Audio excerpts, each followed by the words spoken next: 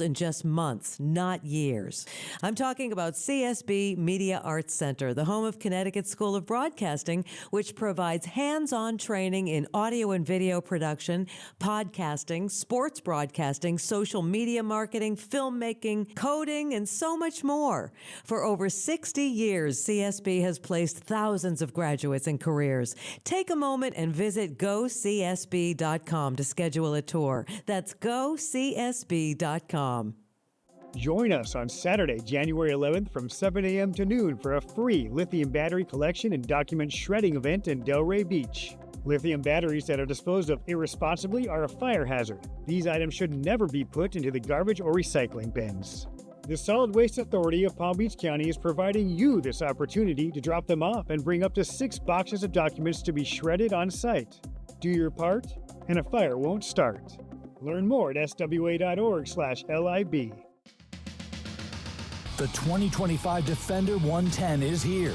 Rugged, stylish, and ready for any adventure. And now you can drive home the Defender with 3.9% APR for 48 months. For well-qualified buyers, that's as low as $22.53 a month per thousand financed. Whether you're tackling the trails or cruising city streets, the Defender delivers. Hurry, this offer ends soon. Visit Land Rover Palm Beach or head to LandRoverPalmBeach.com for more information. Business owners, are your employees driving you nuts? Is money tight? Or have you just poured your heart and soul into your business and now it's time to retire and just relax? At Transworld Business Advisors, they have buyers from all over the world ready to buy your business now. Call for a confidential conversation about your business's current value. 561-203-5121. That's 561-203-5121 or visit tworld.com today. Progressive presents Renter's MVP's Most Valuable Possessions. Today's MVP, Joe Fallon's bedroom mini fridge. Sure, this pint-sized chiller's max capacity is 3 soda cans, but what it lacks in stature, it makes up in cooling strength. Each beverage a perfect 37 degrees every time. And the 2 feet Joe walks to get a drink, priceless. That's why his mini fridge is today's MVP. Keep your most valuable possessions protected by bundling your renters and auto insurance with Progressive. Progressive Casualty Insurance Company affiliates and other insurers not available in all states. Now, it's time for a little R&R. All into the bucket, lays it up and in. Ball game, Rizzo! Live in the Anajar and Levine Accident Attorney Studios, this is Russo and Rizzo on ESPN 106.3. This team is going to be tough when they finally get it together. Sit back and relax. Let Russo and Rizzo take you home. Oh, mercy! Light him up, Colin!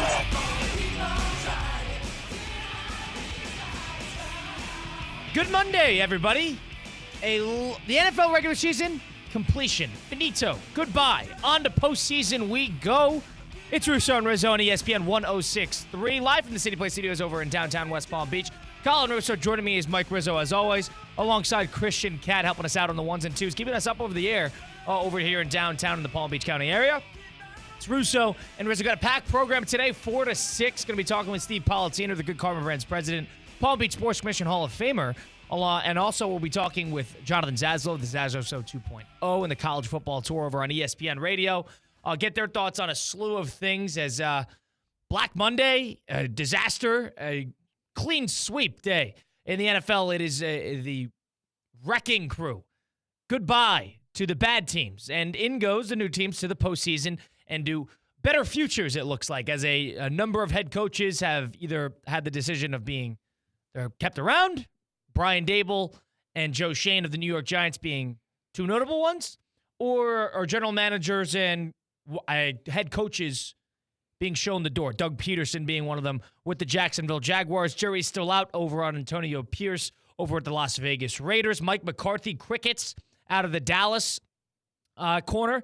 Nobody knows what's going on there. The Bears have officially requested an interview with Mike McCarthy, and Dallas still no response. So it seems like there is still a conversation to be had on whether they're keeping Mike McCarthy around. I would say all signs point to chances are he will be the head coach of the Dallas Cowboys next year, but I have no insight. I have no insider. But in the meantime, bunch of coaches either shown the door or kept around for another year as the head coach carousel begins. And another one was Gerard Mayo, fired out of the New England Patriots corner after one season. Brought Robert Kraft after the Belichick stability for 25 years. One season of Gerard Mayo was enough. Enter the New England Patriots into the coaching sweepstakes. That was the most surprising one. I was under the impression, Mike, that Gerard Mayo was probably going to hang around for another year because, let's call it like we see it, a one-year deal for a head coach is really not a fair shot. Mm-hmm. And all of a sudden, he's shown the door after a year in a franchise and a team that he played for, a franchise that he rose up through the ranks for, and one that was mostly approved by the Kraft family after the Belichick walking away. And then after a year, saw enough. They lost the first overall pick, won the last game of the year, and out he goes, showing the door.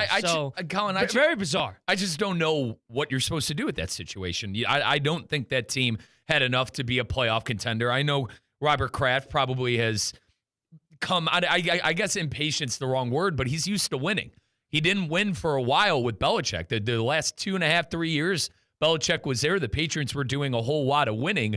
I just don't understand what you want Gerard Mayo to do. And especially when you're starting Jacoby Brissett and a rookie quarterback. The only thing the Patriots really had in place this year was the offensive line. The defense was a mess. The skill weapons were a mess. And the quarterback's room was an absolute mess. And one thing I would say, if you're the Patriots, if you're the Crafts, all right, we're coming into this year. We know we're not a playoff contender. This is a Island of Misfit Toys roster. What are the things we want to see towards the end of the year? We want to know for a fact that we have our quarterback. That is confirmed. And we want to know for a fact that there is some sort of upward trajectory into the future. I would say that is confirmed as well. So Gerard Mayo, what? He spoke to the media in a couple bad lights a couple times, calling the team soft. That's why?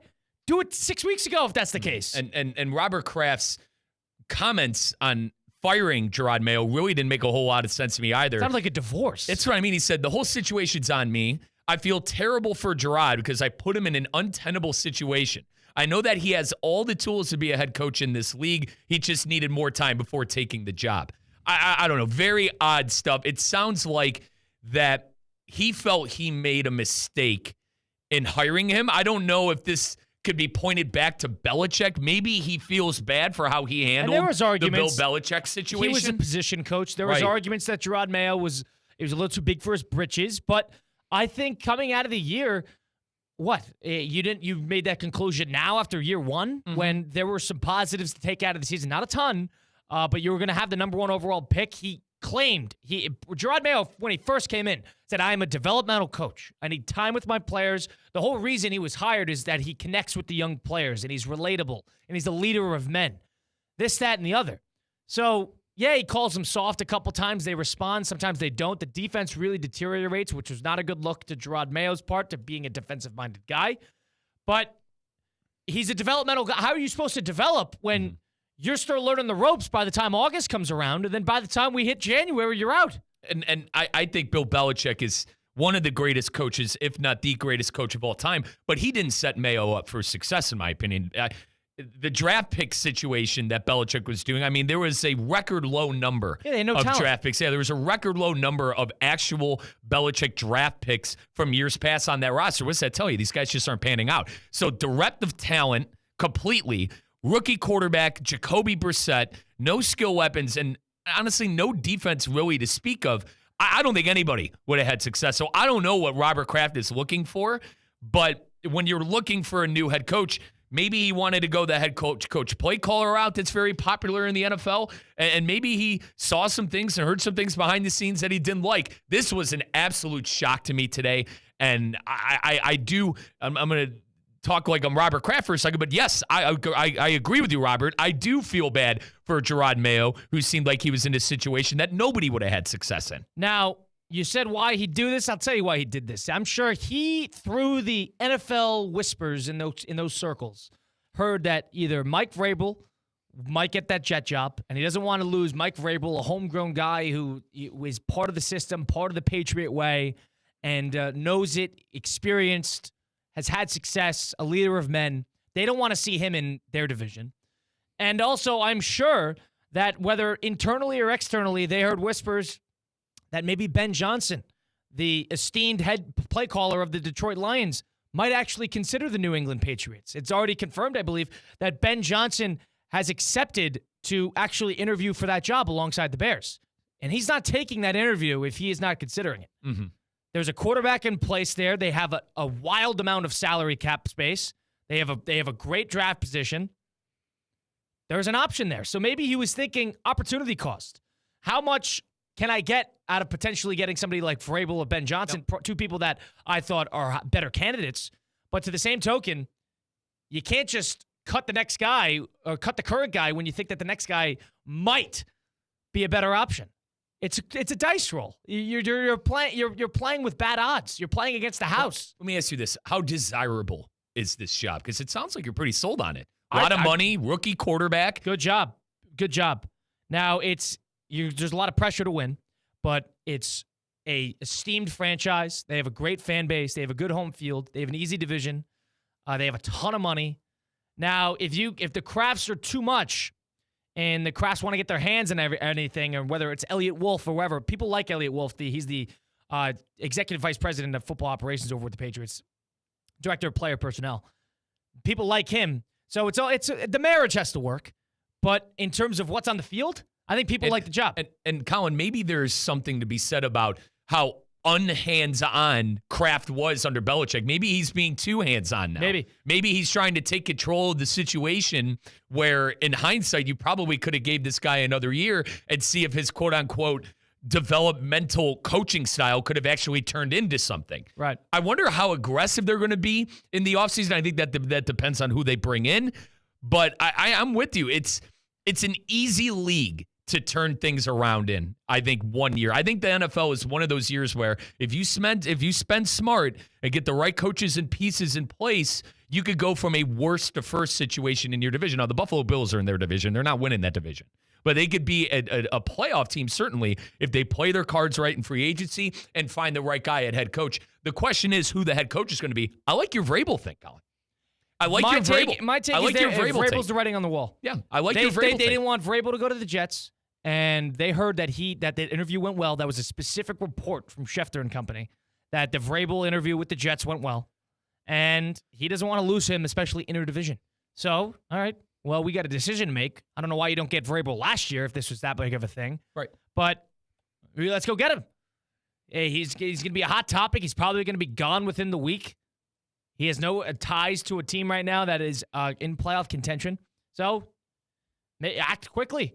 Yeah, and the Jets have been very busy, too. You mentioned the Jets have been busy. Our good buddy Mike Tannenbaum has really been picking up that phone. Well, they got Rex Ryan coming down to the Palm Beach County area, I believe, to meet with Woody Johnson tomorrow to interview for that job as well. So he's going to be locally in the home. Should we get Rex on? Yeah, of the owner, Woody Johnson. We should try to get Rex on, I've already tried, and it doesn't sound like it's not going to work. Okay. Yeah, I'm a big Rex Ryan fan. Now, I don't know if Rex I don't think that's the right call, in my opinion. For sure. For my money, for my $2. But it sounds like he's going to be down there. It sounds like he's heavily considered. Nonetheless, I'm a big Rex Ryan, the person fan. I would love to get him in here in studio and pick his brain on a whole slew of things. I think Rex obviously is leaning into I'm a New York Jet. No one knows the Jets like how I do. I'm the best guy for the job. Well, what's interesting is I think about this every year. Every year post week 17, week 18, whatever it may be, whatever year it was, when there were the 5, 6, 7 coaching opportunities that are either have been open because of interim coaches or have now opened up due to coaches being fired, let go, walk away, whatever it may be. Every year, 6 to 7 is probably your money number in terms of availability with head coaching slots. Now, a lot of these teams that have the openings are repeat offenders. And this is, we saw Jacksonville do this 3 years ago. The Jets is every other year with this type of thing. The Bears with Eberflus and moving on. This happens to a lot of the same teams. And then you have, of course, your stables. You got your John Harbaughs of the world and Tomlins of the world and Shanahans of the world, the guys who are safe and hanging around. It just goes back to the point of, is it almost too cutthroat? Is the NFL and how they handle their coaching, general managing, people in charge? You mentioned that it's easy to turn it around in a year. I think there's maybe some unrealistic expectations that are beholden onto these new hires, whether they're figuring it out for the first time or not. It's almost a little too cutthroat. Yep, and you got to do things right, too. I mean, more often than not, Colin, these teams that are in the endless cycle of head coaches and quarterbacks is because they keep getting things wrong. They keep hiring the wrong GM. They keep hiring the wrong leader of men when it comes to head coaches. I go back to what Mike Tannenbaum said to us the last time he was on these airwaves.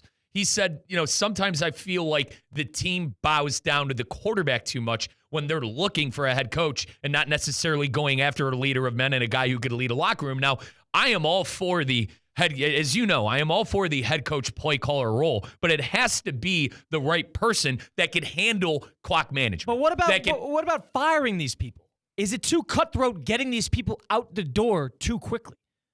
Antonio Pierce, chances they might stick with him. It sounds like reports are coming out that there's a chance that he's going to hang around. I always go to the card as a fan of a hopeless organization. I always go to the card of, were you seriously not ready to move on from this guy? Were you seriously not ready? I think the one guy we can say that for right now, Colin, is Gerard Mayo. Just because post-Belichick, there weren't expectations this year. Did you think the Patriots were going to win 7 or 8 games? What about Antonio Pierce?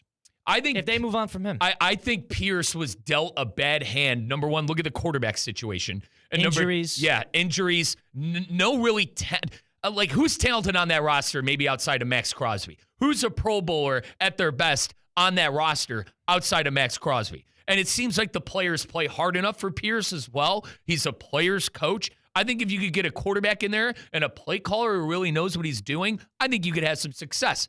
I think that if you're going to hang on to Antonio Pierce, fine, put him in a better situation. That's why I'm sitting here kind of shaming the Crafts and New England about Gerard Mayo, because I really don't think Belichick in his prime would have had success with that team. I don't think Don Shula in his prime would have had more than 6 or 7 wins. I think 7 wins was the absolute ceiling for that team this year. And he won 5. It's not like this was a Patriot team. It was a meaningless game at the end of the year. But you get the point. Like, I mean, they were competitive in these games. They played well, and now the Bengals turned out to kind of stink. That defense was awful, but let's not forget they won the first game of the year, too. There were some things to build off of. I keep on going back to just no talent. Like, who on that roster are you hanging on to for years to come outside of players on the offensive line and hopefully Drake May for their sake? So, is it a little too cutthroat?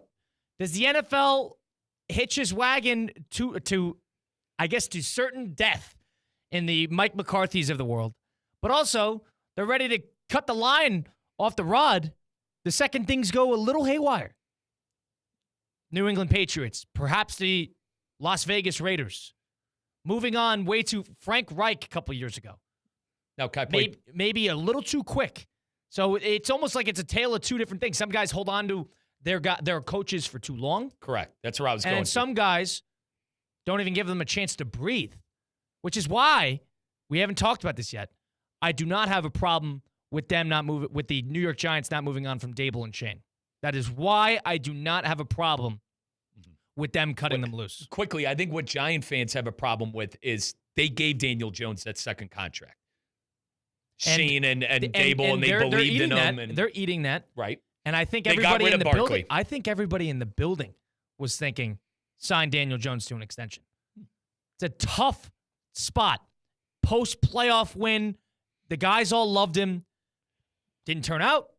But in NFL nowadays, where certain teams don't even give their coaches or management a chance to make a mistake and right the mistake, that to me is a little too cutthroat. Right.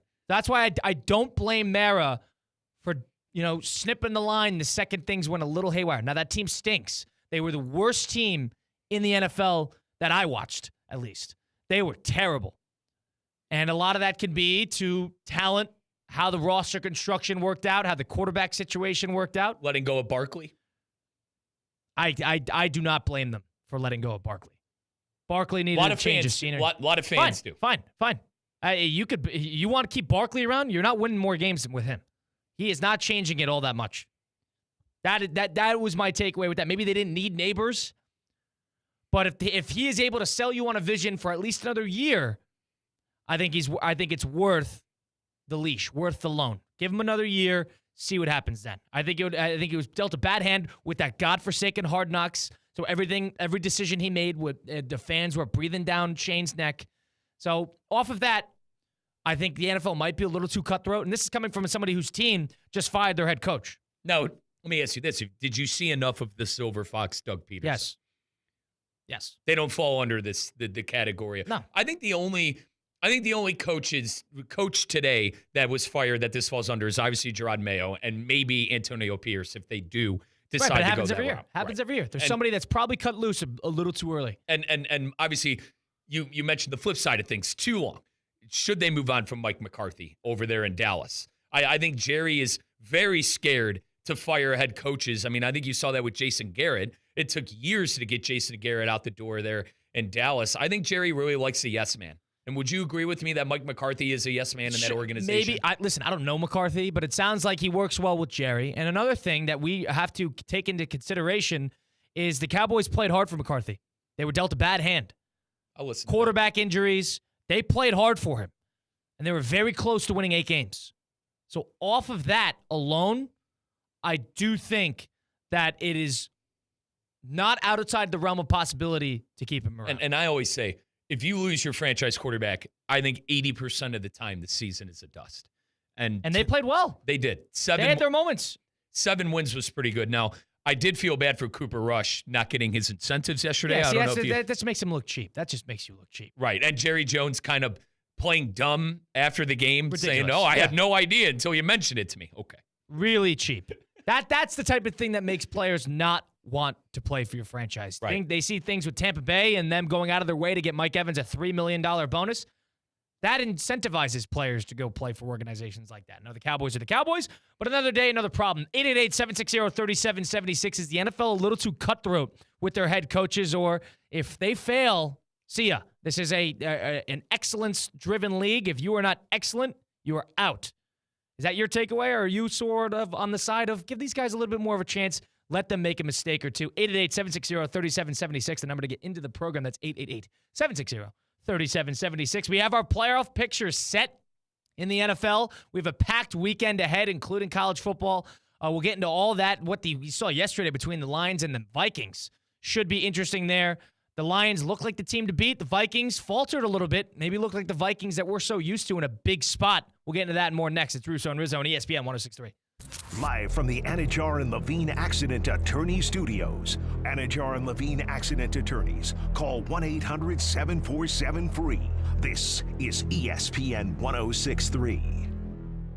What's up, Heat fans? This is Jason Jackson from your Miami Heat audio experience. From every earth-shattering dunk, throw it down, to every 3-ball from the land of milk and honey. For 3, splash! And everything in between. It's Skyhook, and he called it. ESPN West Palm has you covered. Make sure you are always locked in with your favorite station to catch every single Heat game with me and the gang. It's time to ball, yo. Oh, could this vintage store be any cuter? Right? And the best part? They accept Discover. Accept Discover? In a little place like this? I don't think so, Jennifer. Oh, yeah, huh? Discover's accepted where I like to shop. Come on, baby, get with the times. Right, so we shouldn't get the parachute pants? These are making a comeback. I think. Discover is accepted at 99% of places that take credit cards nationwide. Based on the February 2024 Nielsen report. At St. Lucie Battery and Tire, batteries came before tires. We've been selling and servicing all types of batteries for over 50 years. So when you need a battery for nearly anything, we have it, as well as the fast, professional installation you need. We carry premium batteries for all your needs: automotive, commercial, marine, RV, and specialty. We also offer delivery and on-site installation, serving our customers quality products for over 50 years in the home of honest, reliable service. Go to slbt.com and book your next appointment. Buckle up. ESPN West Palm is going on the road. Both Theoretically Speaking and Russo and Rizzo will be live on site from TGL match number 1 over at the SoFi Center in Palm Beach Gardens tomorrow, Tuesday, 2 to 6 p.m. on ESPN 106.3. Don't miss it. Theo here. EDS is yes. You've heard me say that over and over. So I need you to keep this website in mind too. EDSIsYes.com. For the most trusted AC specialist here in Palm Beach County, EDSIsYes.com. For 24/7 support, EDS is a trained comfort specialist. It's hard to stop a train. There are so many reasons why EDS is yes when it comes to your air conditioning and plumbing. EDSIsYes.com. That's EDSIsYes.com. The Palm Palm Beach Health Network Physician Group, an affiliate of the Palm Beach Health Network, is committed to delivering high-quality care to the communities they serve. Their award-winning physicians and specialists provide a level of expertise that has resulted in regional firsts and outstanding patient outcomes. For a physician referral, call 866-654-2362. To learn more about the Palm Beach Health Network Physician Group, visit pbhnphysiciangroup.com. pbhnphysiciangroup.com to get in touch with the Palm Beach Health Network Physician Group. Hi, it's Luis Fonsi. In the world of music, versatility allows you to capture the moment and create something amazing. Ford SUVs are designed with the same versatility in mind. The Ford Escape or Explorer can make any day a beach day with room for family and all your gear. And the Ford Bronco or Bronco Sport give you the freedom to go over, around, or through almost anything that comes your way. Ford SUVs, perfect for South Florida. See your local Ford dealer today.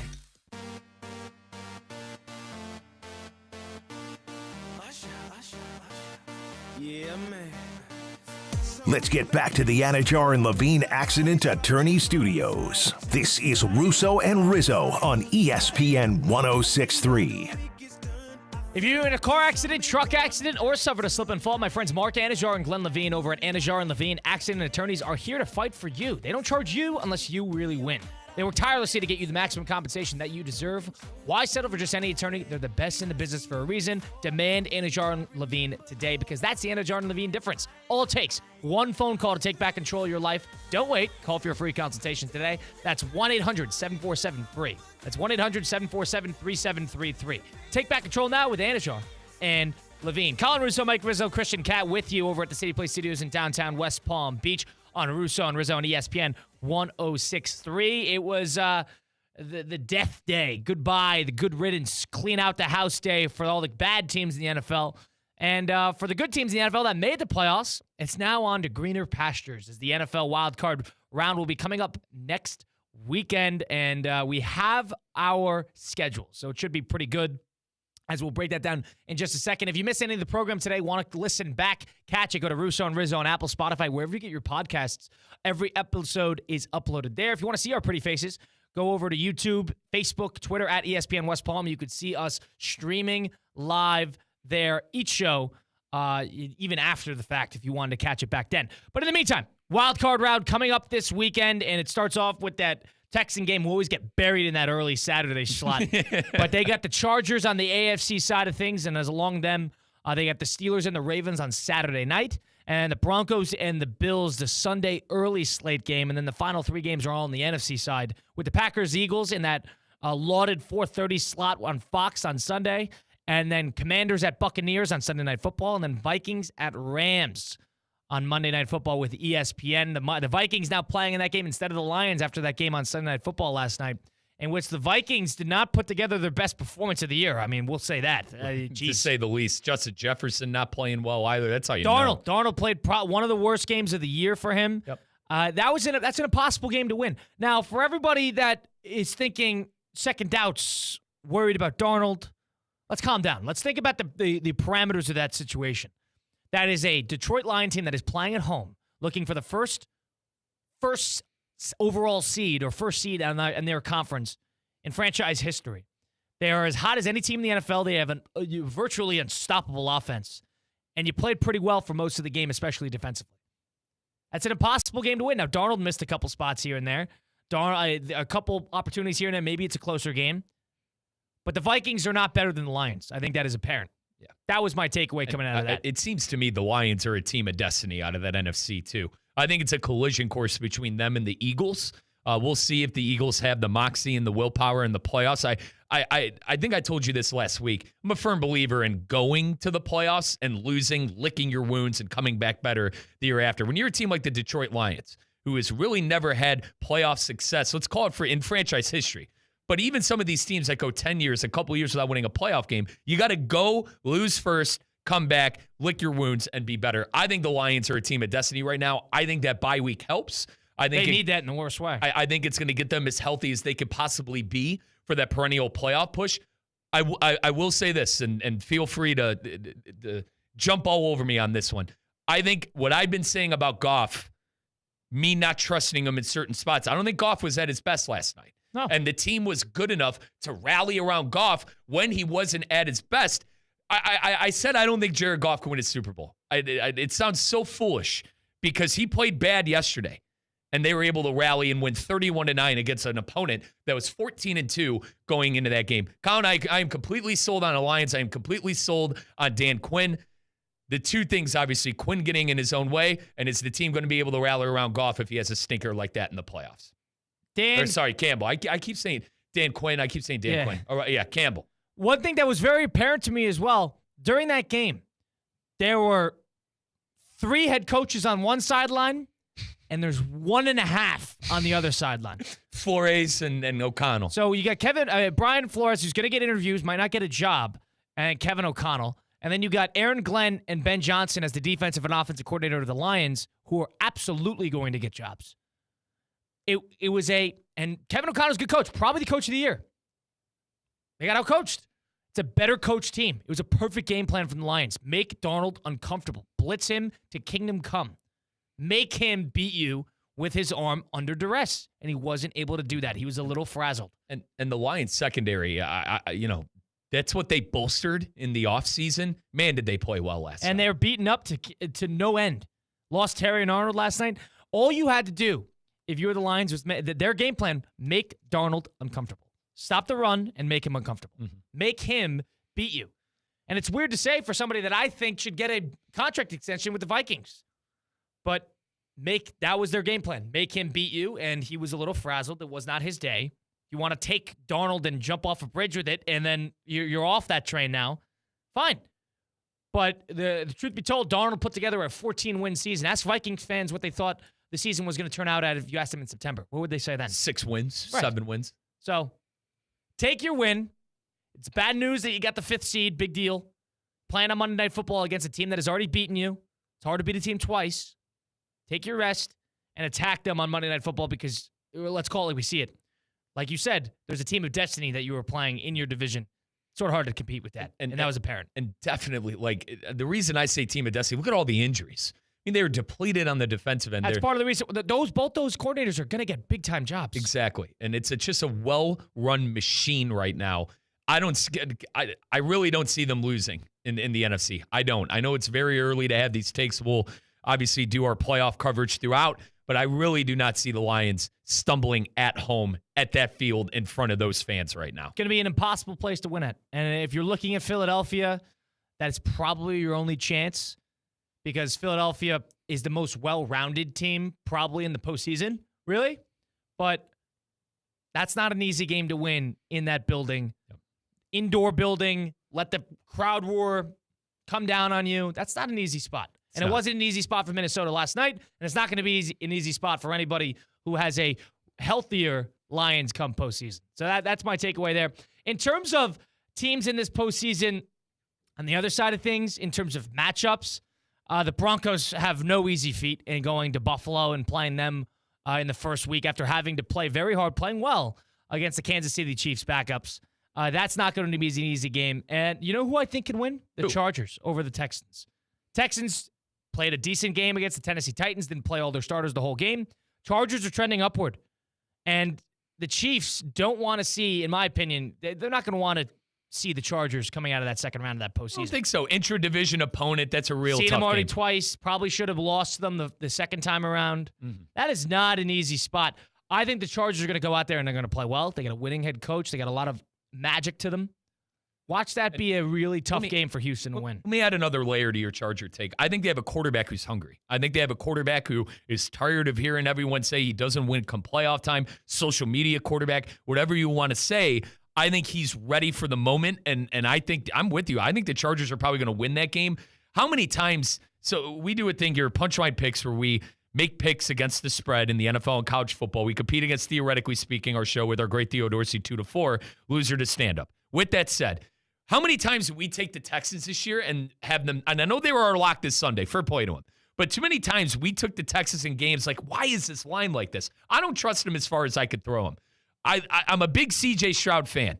It hasn't been his year. I think both him and DeMeco Ryans are kind of having sophomore year slumps, and fair play to them. They were able to go 10-7 on a first-place schedule. They need a bit of a reset. They do. They need an off-season reset. They do, and which is crazy because they spent a lot of money. Let's not forget they got Daniel Hunter, they got Stephon Diggs, they got Joe Mixon. This is a team that went for broke this year, so I'll listen to the whole reset thing, but they really went for it. But I am a big fan of that Chargers as well, winning that game. Colin, I got a couple of teams I'm worried about that I want to throw your way. The Steelers, the Packers, and I think, like you said, the Broncos, obviously going to at Buffalo. But the Steelers and Packers, if I had to pick two teams from each division, or each conference, the Steelers and the Packers. The Steelers, they had the Division 1, what seemed like 4 weeks ago. They stubbed their foot at the end of the year. Their offense is terrible. Russell Wilson got the Scooby-Doo mask pulled off him at the end of the year. And the Packers, I mentioned to you in the pre-show meeting, Jordan Love was playing hotter than a stove going into the playoffs last year. The Packers had to win a bunch of games in a row to even make the playoffs last year. We're playing great football. That is not the case this year. And if they can't run the ball, Colin, look out. Packers were one blocked field goal away in Chicago late November weekend from going 0-6 in the division. And I understand they didn't need that game yesterday, so take it for what it is. But they were one blocked field goal away, miraculous blocked field goal, from going 0-6 in the division. Packers, if for my money, if you stop that run game, that team looks very, very human. I'm not sold on the Packers at all, and I'm not sold on Love either, because Love is very reliant on that running game clicking. He is let the defense focus in on the run, and I will be that complementary side of things. And he plays in a very QB-friendly system. And he is erratic, and he does not, at least this year, has not shown an ability to methodically move the ball downfield consistently. Agreed. That's the problem with them. So call them overrated, 11 wins. They're playing at Philly. That is no easy task. If they beat Philly in Philly, all right, I'll eat that one. We'll eat a crow. That's my saying. We'll eat a crow. But if you stop that run game, that team becomes as beatable as anybody. Not sold on Green Bay. I think Green Bay's in a lot of trouble. Pittsburgh is lucky to be here. It's a Mike Tomlin team. They're supposed to be here 10-7. They had the same record with Russell Wilson and Justin Fields as they did with Trubisky and Pickett and company. I think they're a bit ceilinged out. You know what the ceiling is with the Steelers. You've hit it a number of times now. You hit it again. Yeah. I think that we've seen our lengths. And until they figure out a stable quarterback and a stable offense, ever since they lost Roethlisberger, until they figure that out, until that moment comes, they will be hanging around that 9-10 win range and no playoff success. What you said, they're in limbo. They're essentially in NFL purgatory in limbo. You have a great head coach. You have a sometimes great, good defense. You need to figure out the quarterback situation, and Mike T told us that. Just generally offensively as well. Yeah, Mike T told us that. You got to figure out the quarterback situation, and I think probably they could be better off on the offensive line. They've drafted offensive line. Some of them haven't panned it out. It's just the way it goes sometimes. They don't have enough receivers. They just don't have enough talent. Yeah, and this was a team who had more receivers than you could shake a stick at for like 5 years in a row. Antonio Brown, Deontay Johnson, Chase Claypool when he wasn't an absolute head case. So, it's uncharted territory, I think, for Pittsburgh. But the ceilinged out team. I know a lot of Steeler fans, and they are blaming the head coach. I go, what do you want him to do? What do you want the guy to do? In their defense, he is not a playoff winning head coach. He won with Cowher's team, even with Roethlisberger towards the latter end, even when Roethlisberger was playing pretty well too. So there's something to be said there. Well, he didn't win with his best teams, right? The Le'Veon Bell, Antonio Brown. Those are good teams. They were amazing teams. Those teams went toe-to-toe with the Patriots a lot of years. Now, he was never able to figure it out there. So there's that. But I also think until they figure out what their identity, what they want to do offensively is consistent, and I don't think it is, that team is ceilinged out. No playoff success. Sneak into the postseason, 9-10 wins. Mm-hmm. That's our takeaway there. We'll get to a little Steve Pollitt Sr., get his take on a couple things. Now that Dable and Shane, the Giants head coach and general manager, respectively, are staying with the franchise. He's a Giants fan. It's none other than Steve Pollitt Sr., Good Karma Bread's president, Palm Beach Sports Commission Hall of Famer. We got our youth basketball coming back this week. I want to get his thoughts on that as well. Stick around for it. Russo and Rizzo, ESPN 106.3. Live from the Anajar and Levine Accident Attorney Studios. Anajar and Levine Accident Attorneys. Call 1-800-747-FREE. This is ESPN 106.3. Something amazing is happening at work. Innovative tools are helping people do better work. That's because CDW configuration specialists are multiplying productivity with Microsoft Windows 11 Pro Surface devices. Built-in security, flexibility, and simplified management streamline tasks so your team can get more done. Microsoft and CDW. Make amazing happen. Learn more at cdw.com/surface. Lowe's knows how to help you save time and money, no matter the job. That's why we can deliver supplies to your job site as soon as same day, so you have more time to get the job done. Because when you need it fast, we've got you covered. Lowe's knows pros. Valid on eligible in-stock orders and select zip codes, placed by 2 p.m. for same-day delivery by 8 p.m. Subject to driver availability. Fees vary based on purchase. More terms apply. See Lowe's.com/same-day delivery for details. Buckle up. ESPN West Palm is going on the road. Both Theoretically Speaking and Russo and Rizzo will be live on site from TGL match number 1 over at the SoFi Center in Palm Beach Gardens tomorrow, Tuesday, 2 to 6 p.m. on ESPN 106.3. Don't miss it. Good Greek moving and storage. Your superhero movers. Hi, this is Scott Smith with Smith Ball Baez and Prather, Florida Injury Lawyers. We are a Florida civil trial law firm that specializes in the areas of personal injury and wrongful death. Our offices are located in Palm Beach Gardens, Boca Raton, and Port St. Lucie. Our lawyers have litigated thousands of matters at the Palm Beach, Martin, St. Lucie, and Indian River County courthouses. Our lawyers, paralegals, and other numerous members of our legal team live in Palm Beach County and Treasure Coast cities and towns such as West Palm Beach, Port St. Lucie, Lake Worth, Palm Beach Gardens, Palm City, Jupiter, and others just like you and your families. We are a statewide recognized law firm, but it is your community and your families that we live and associate with on a daily basis. Our most satisfying achievement is when we know that our legal power has helped a fellow member of our Palm Beach County and Treasure Coast community secure a fair and just huge result. If you've been injured, the lawyers at Smith Ball Baez and Prather will help. Call us at 500-HELP, 500-HELP. With Smith Ball Baez and Prather, help is just a local phone call away. Offices Palm Beach Gardens, Boca Raton, and Port St. Lucie.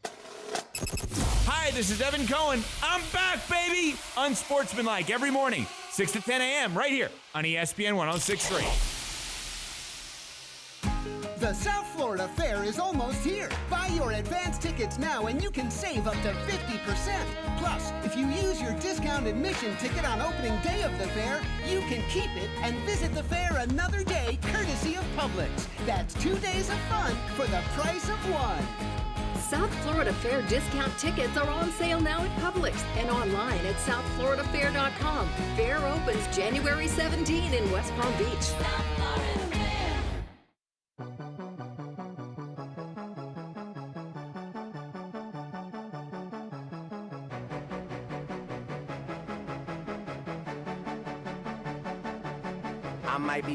Let's get back to the Anajar and Levine Accident Attorney Studios. This is Russo and Rizzo on ESPN 106.3.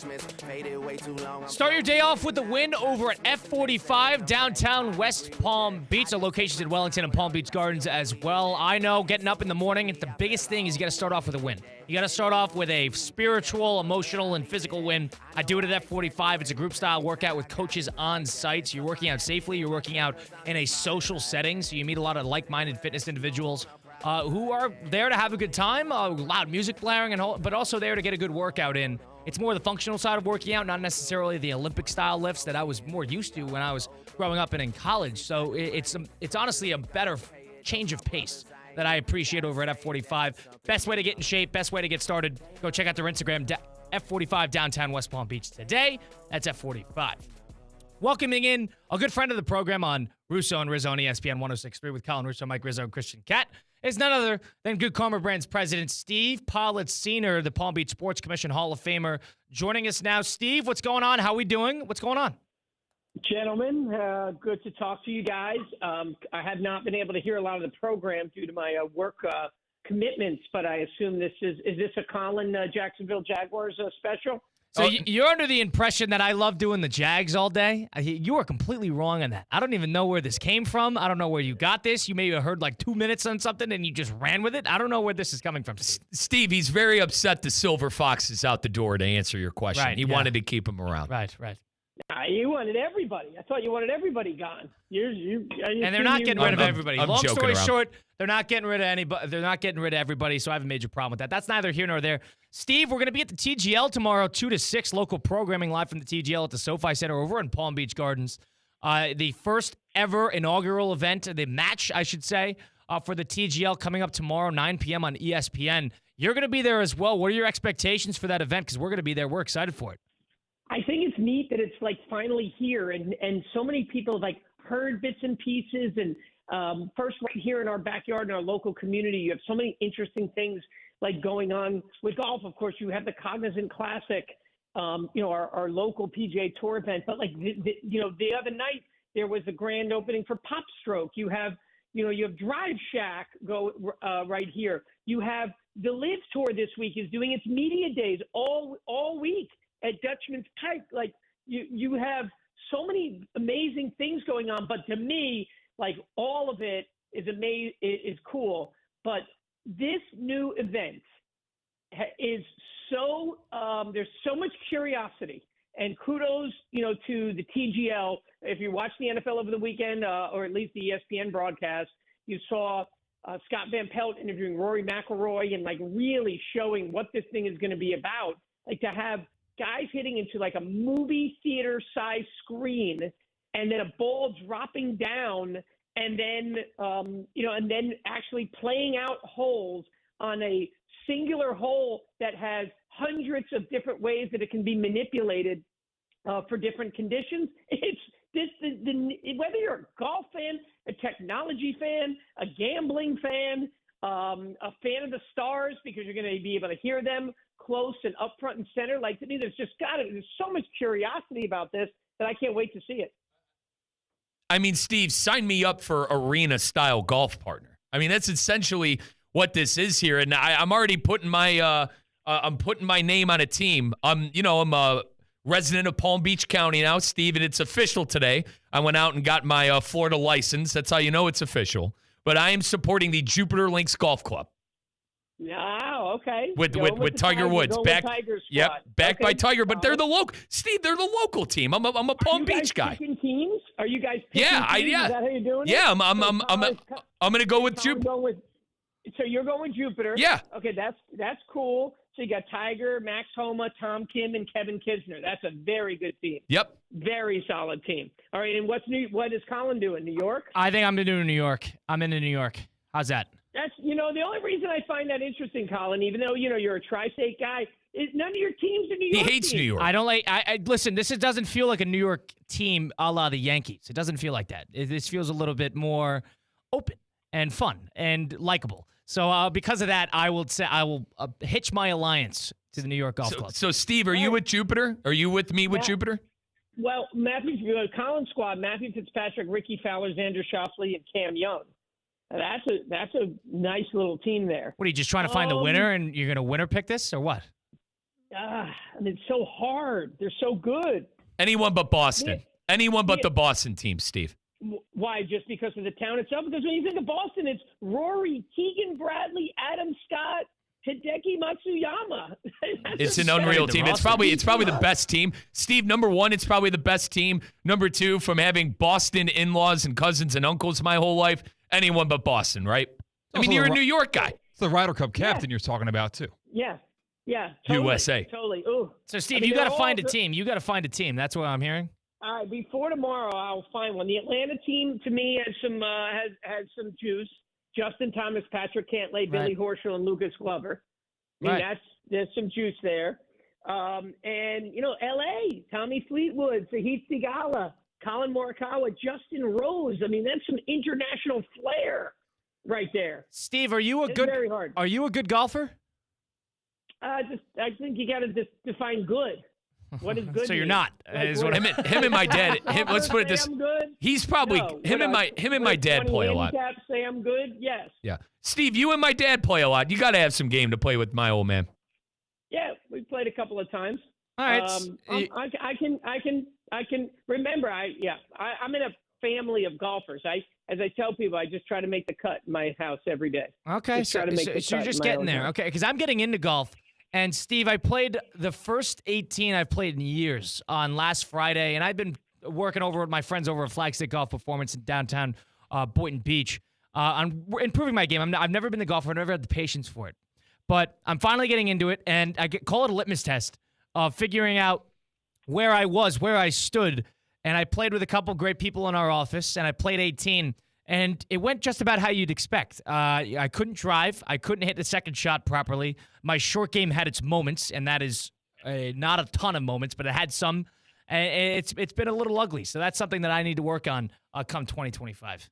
But you got to go through it. It's going to be. It's definitely Lost about 16 balls, I would say. 16. I think I heard Max Homa once say, and I won't say it exactly right, but the same way. But I saw him either say or post one time that it is the only game where you feel like you are one swing from winning the Masters or one swing from quitting forever. All right, there's your motivation for that. Yeah, I guess. You did not. Hang on. You did not lose 16 golf balls. I lost 16. I feel like that's fair. Christian, that's not exaggeration. No, I think that's a I feel like that happens. box I feel. of Hold on. I balls, feel like that mate. happens to everybody. Yes. Yeah. I mean, That hasn't happened to you, Mike? I hope there's a lot of water. Partner, I've lost a lot of golf balls in my time. 16 in a round. You've never lost not 12 six. plus in a round? No. Yeah, hold on. How much water was on the course? A lot. Okay. I was told by good golfer by the golfers with us that it was a tricky course. But like I thought, 16 was like a I lost a lot. He actually lost 16 golf balls. Yes, No, he had a that means- Ziploc that bag. To me, Rizzo, that to me means he's playing legit. Correct. He's Oh God, dude, bro. It's a tough course. It was the Cape Cod over up in Palm City. Steve, I have a saying with my buddies who I catch cheating on the course. They'll try to, tell me, this and that. I go, whatever makes you sleep at night. Well, That's if what the I ball's say. lost, I can't cheat. Whatever makes you sleep at night. It's in the water. I can't go get My it. buddy will I lose. hit a couple into God traffic. bless him. No names, please, No, Steve. My buddy will lose. Rizzo, Go ahead. I think he's being very transparent. For sure. He isn't For like, sure. I went out there for the I'm not. first But time and I 16 only golf lost balls 2 count. balls. 16.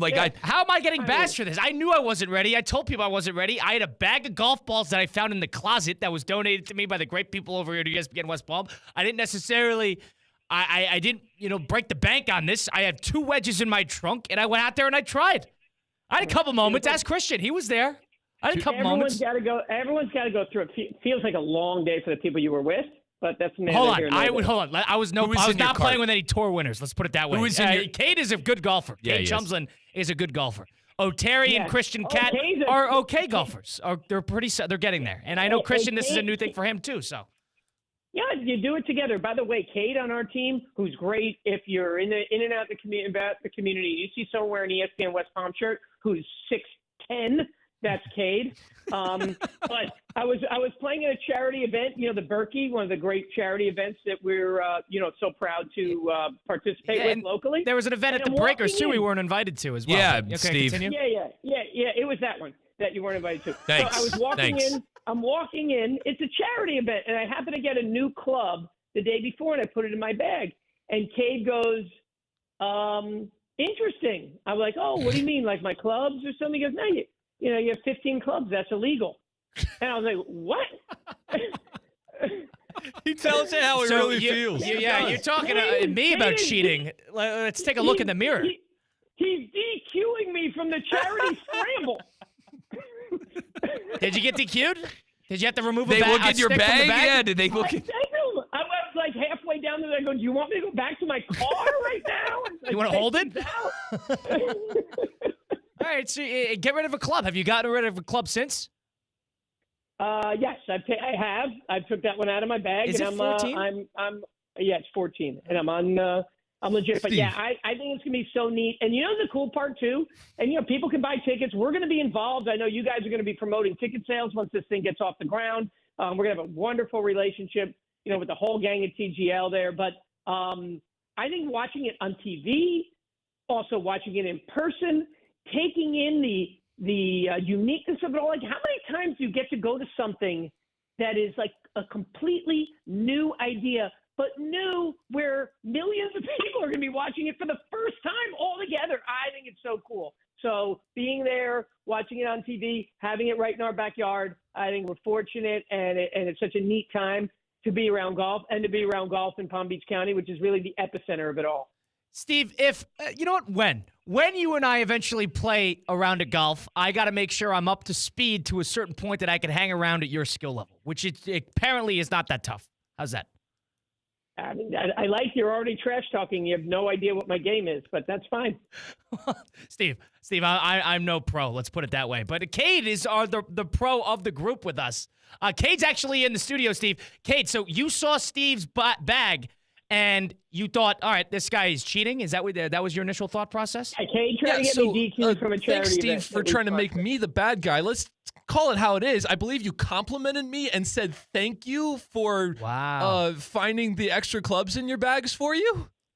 I mean, it definitely startled me when he accused me of trying to bring extra bags, clubs in to, perhaps curry some advantage at the charity golf scramble, for the Burke Foundation. But I was definitely startled. No, I was impressed, actually, that Cade was, looking and caught that I had an extra club. Might have even been two extra because I was, my God, Steve. I was playing around with a few different clubs. But no, it is straightened out now.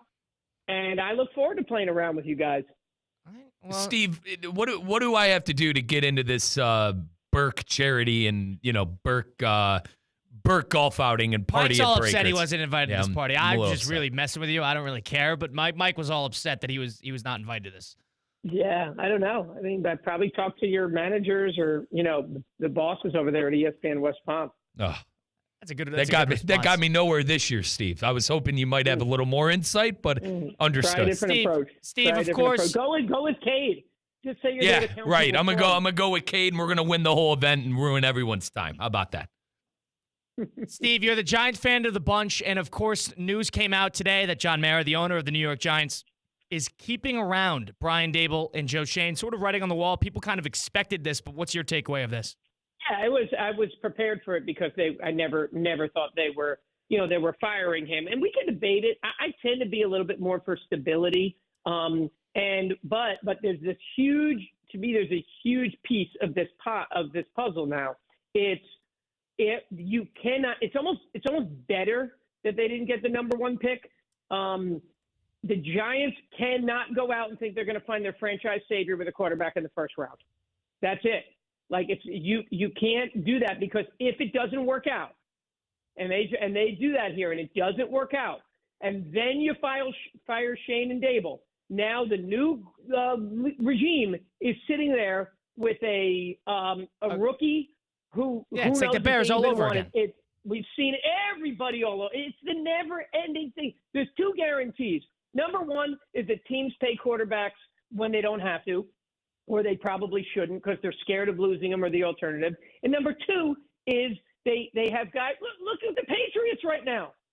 Well, and I know, and I understand Mayo's a defensive guy, but it's starting over again. And then they have the rookie, and does the next person want him? And you know what's going to happen when they have a defensive coach. What's coming next? An offensive coach. Did he want that quarterback? Did he want another quarterback? There's dozens of examples of it. So the one thing the Giants absolutely have to do, is they have to have a veteran quarterback next year and decide if they want a stability, whether that's Cousins, whether that's Darnold, or whether it's a trade for J.J. McCarthy, who's not a veteran yet, but you got to pair him with a veteran. You cannot put all of it on a rookie. It just doesn't happen all the time.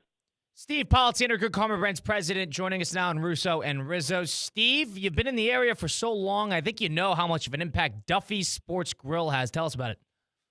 Duffy's Sports Grill even gets better for the playoffs, because you can join your favorite Duffy's Sports Grill and watch whichever game you want for the playoffs on the 80 TVs at every location. The full lineup of features for football season, including the house-made fried pickles, the smoked fish dip, the gridiron nachos, the crispy fried green beans, and the loaded and barbecue pig skins, all paired with Duffy's 2-for-1 drinks. Visit Duffy'sMVP.com to learn more. And remember, at Duffy's, our game is always on.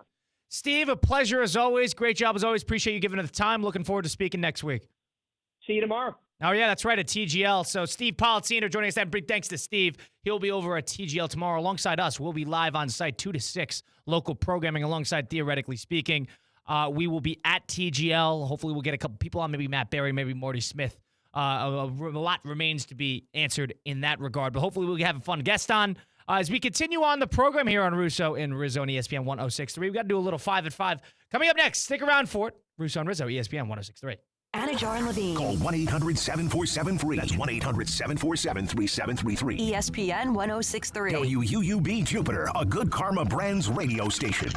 Hi, this is Kevin Dalton, owner of the Unlimited Auto Wash. You'll love our daily specials. With our loyalty card, you can save up to $5 off any wash on Mondays if you're a guy, Wednesdays for the ladies, and seniors 55 and older every Thursday.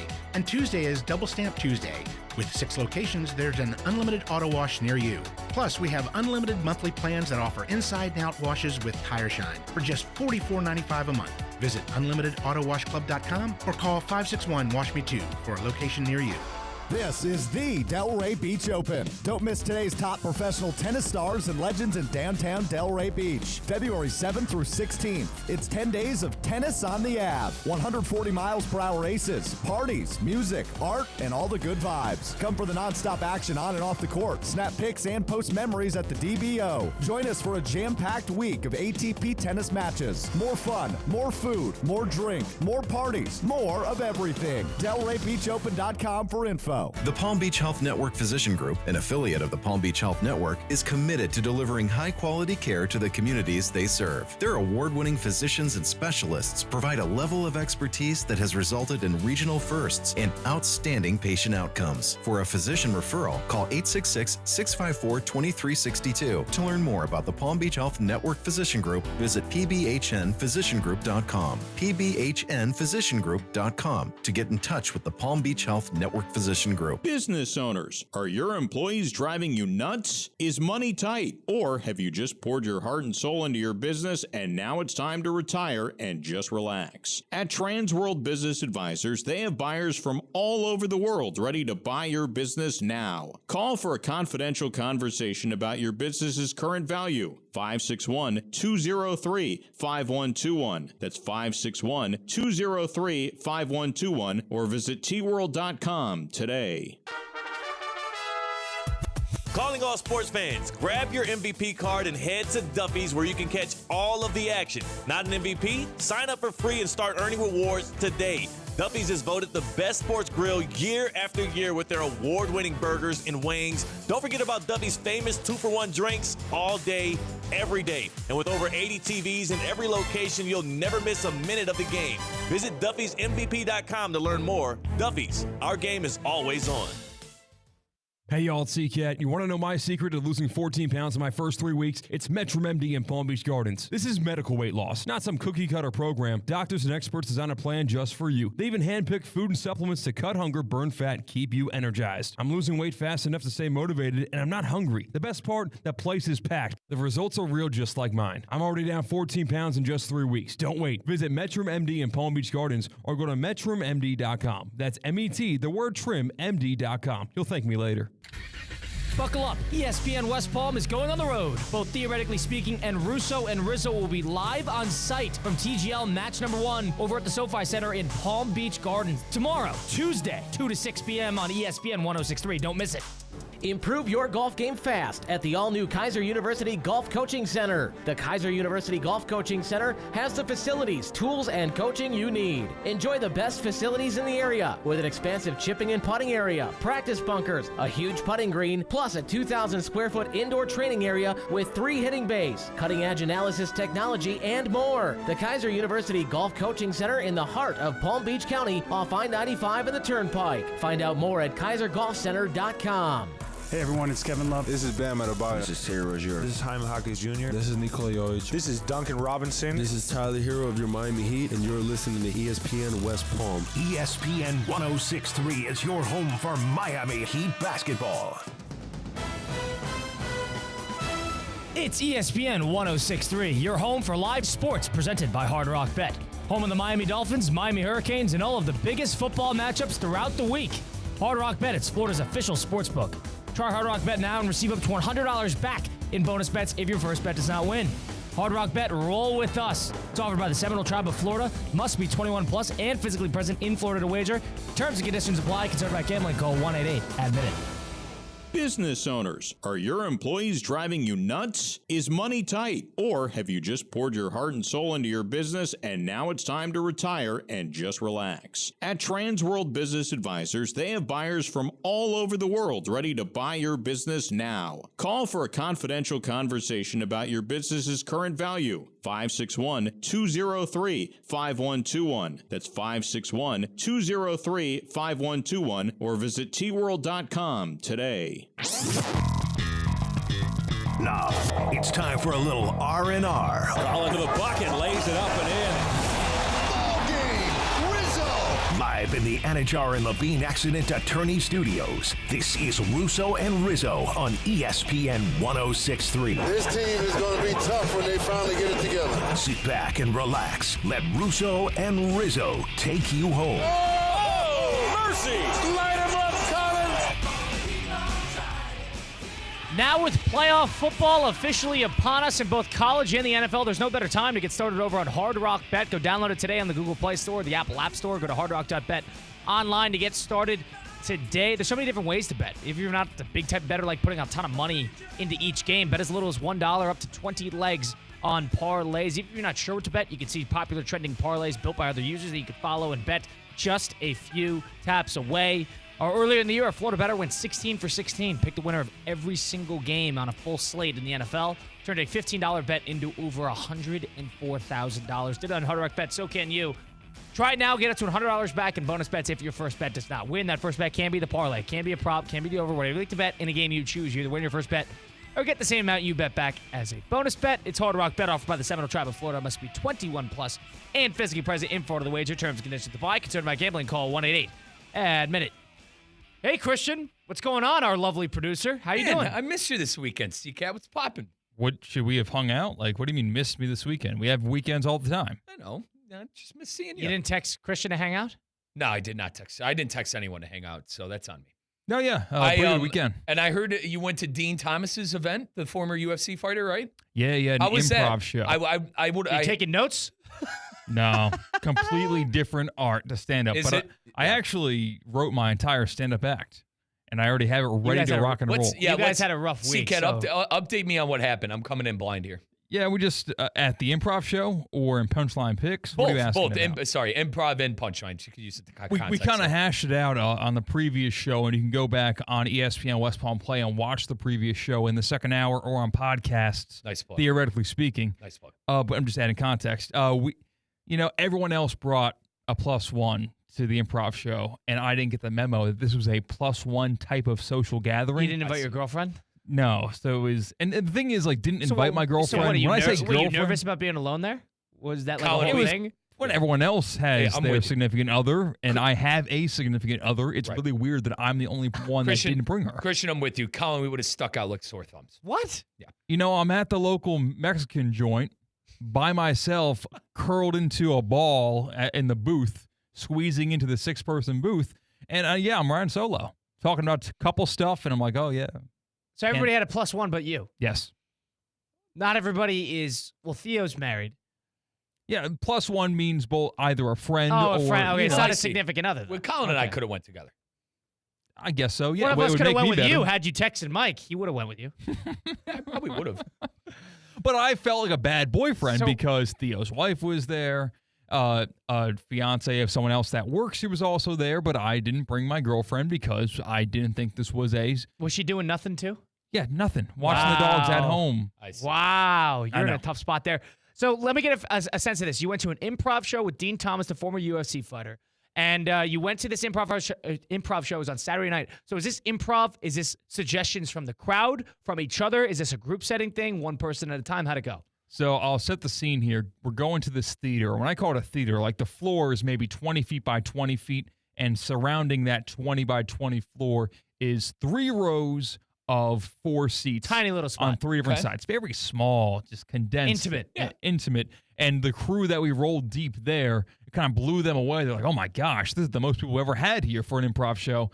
So we kind of packed the joint, And it was 3 different comedy groups and then an all-star comedy group that was the main event people, separating those 3 after intermission to the main event. So it was like headliners. Were they all-star material? They were good. They were funny. They Nice. were. Okay. Mm-hmm. So did you throw suggestions at them? Yes. And they have to come up with something? Pretty much. They kind of like almost do, remember Mad Libs? Yeah. A little book where you would give like 4 nouns, 3 adjectives. And Somebody give me a it. place. Exactly. Right. And you kind of, at least I had my suspicions that they kind of knew what they wanted to do, and they could steer you form in the their right act direction. around something that was given to the audience, which is, by definition, improvisation. And it was pretty cool. Is it better or worse than stand-up comedy? I loved it because I love Dean. It's not as good as stand-up comedy. Okay.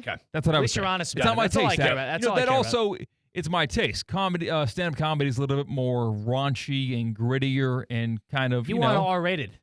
Exactly. Improv, you could tell by the crowd there, it was either the people that we brought there from ESPN West Palm or you were 75 and older.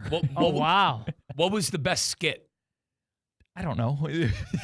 Was Dean funny? Really? Dean was very funny. You didn't have a favorite thing that the people did a show for? The main eventers did this some sort of. You're gonna they butcher it. they took a Forget romance novel and they had to use a line, a random. They was open up the romance novel and take a random line that was there. That's where it got raunchy, because if you've ever read a romance novel, which I haven't, but I've heard about, they use bad words. Oh, I see. Bad, It's a little greasy. suggestive words. It's a little greasy. And when the original skit was these 2 people at their children's football game, and then all of a sudden it got hot and heavy quick. Improv's an interesting skill. It's a skill that you actually have to train. So from my understanding, from someone who's never seen this live, acting on site. Yeah. In a sense, just you get told You what come to up with do your and you set come on up site, with the yeah. skit right on the scene. Yeah, pretty much. You kind of have practice and you adapt on the fly, and it's almost embraced the chaos where there's intentional interruptions that make you quick on your feet and make you act on the fly. It's a different type of comedy. It's a different Is there type of crowd comedy. reaction or people screaming like loser or whatever? And Probably not as high Not too much stakes because you're with a group of people, Okay. right? Yeah. Okay. All right. Well, we got some work to do. We're going to talk to Jonathan Zazzo here in just a few moments. So, in the meantime, improv comedy. Could you do it? I'm actually not sure. I don't know how I would be under the bright lights.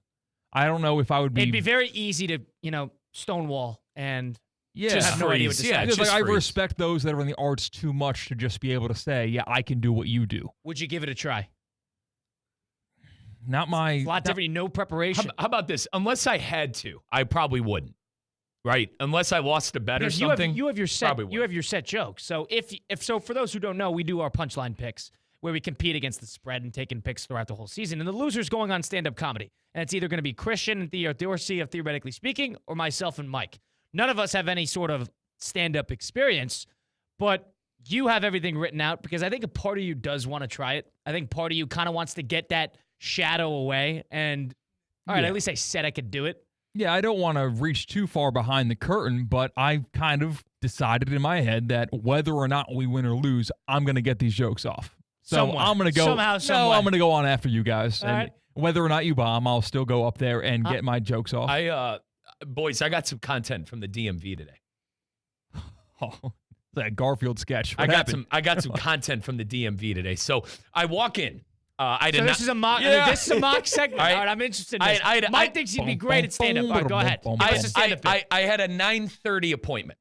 First off, when you have an appointment at the DMV, it's never going to be on time. So naturally, I get there right at 9:30, and I remember getting the email, if you're not there by 5 minutes after. I didn't get called till 10 o'clock. But the story is 2 separate times security had to be called. Number one, it was just a homeless person who wandered in there, and they were just nonetheless worried about the guy. He looked dehydrated or whatever. But the second part was the funny one.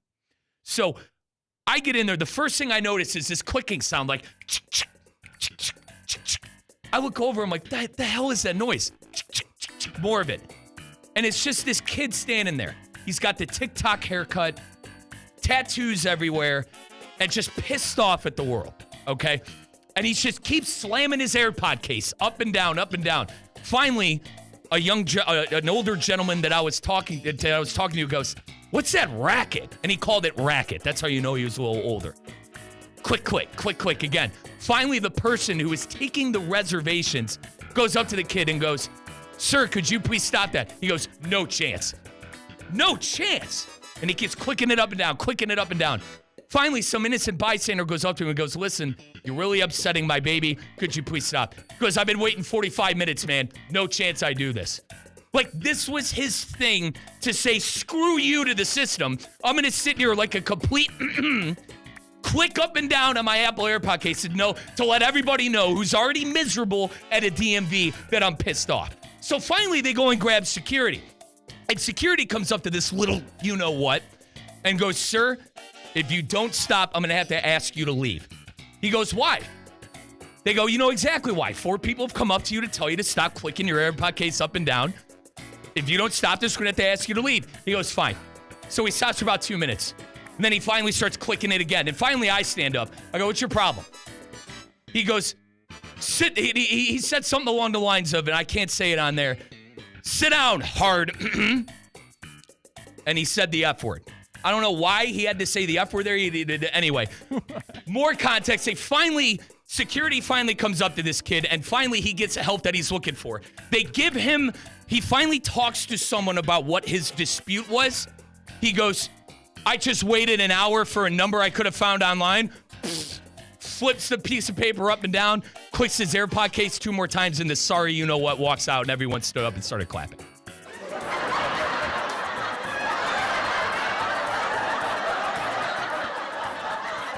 Just your typical you-know-what at the DMV. Mike, I'm waiting for the punchline. The punchline is that this kid is a little you-know-what. But that's entitled. And here's the thing, I'd be swearing. Like, I'd be doing it up more. Yeah, you know what I mean? I know. When but we're he's not sitting bound there, by the chains of the FCC, yes. Exactly. And I would be able to do the punchline, I think, a little funnier.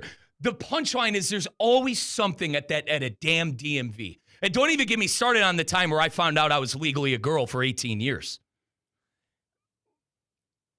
We're waiting.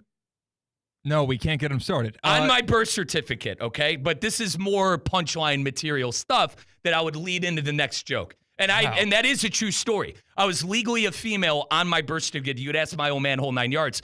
In the 90s, they thought I was going to be. In the 90s, they thought I was going to be a girl because I had my legs crossed. And I go, that makes absolutely no sense, Mom. That's the funniest thing. I go, that makes absolutely no sense because my legs were crossed. I mean, what is this? Did the Amish supply us the stuff where they were looking at my mother's belly? Oh. So they thought I was a girl. They planned on a girl. They already had on my birth certificate that I was a girl. None of the Nimrods that were there that night decided to look at my birth certificate. I thought that, like...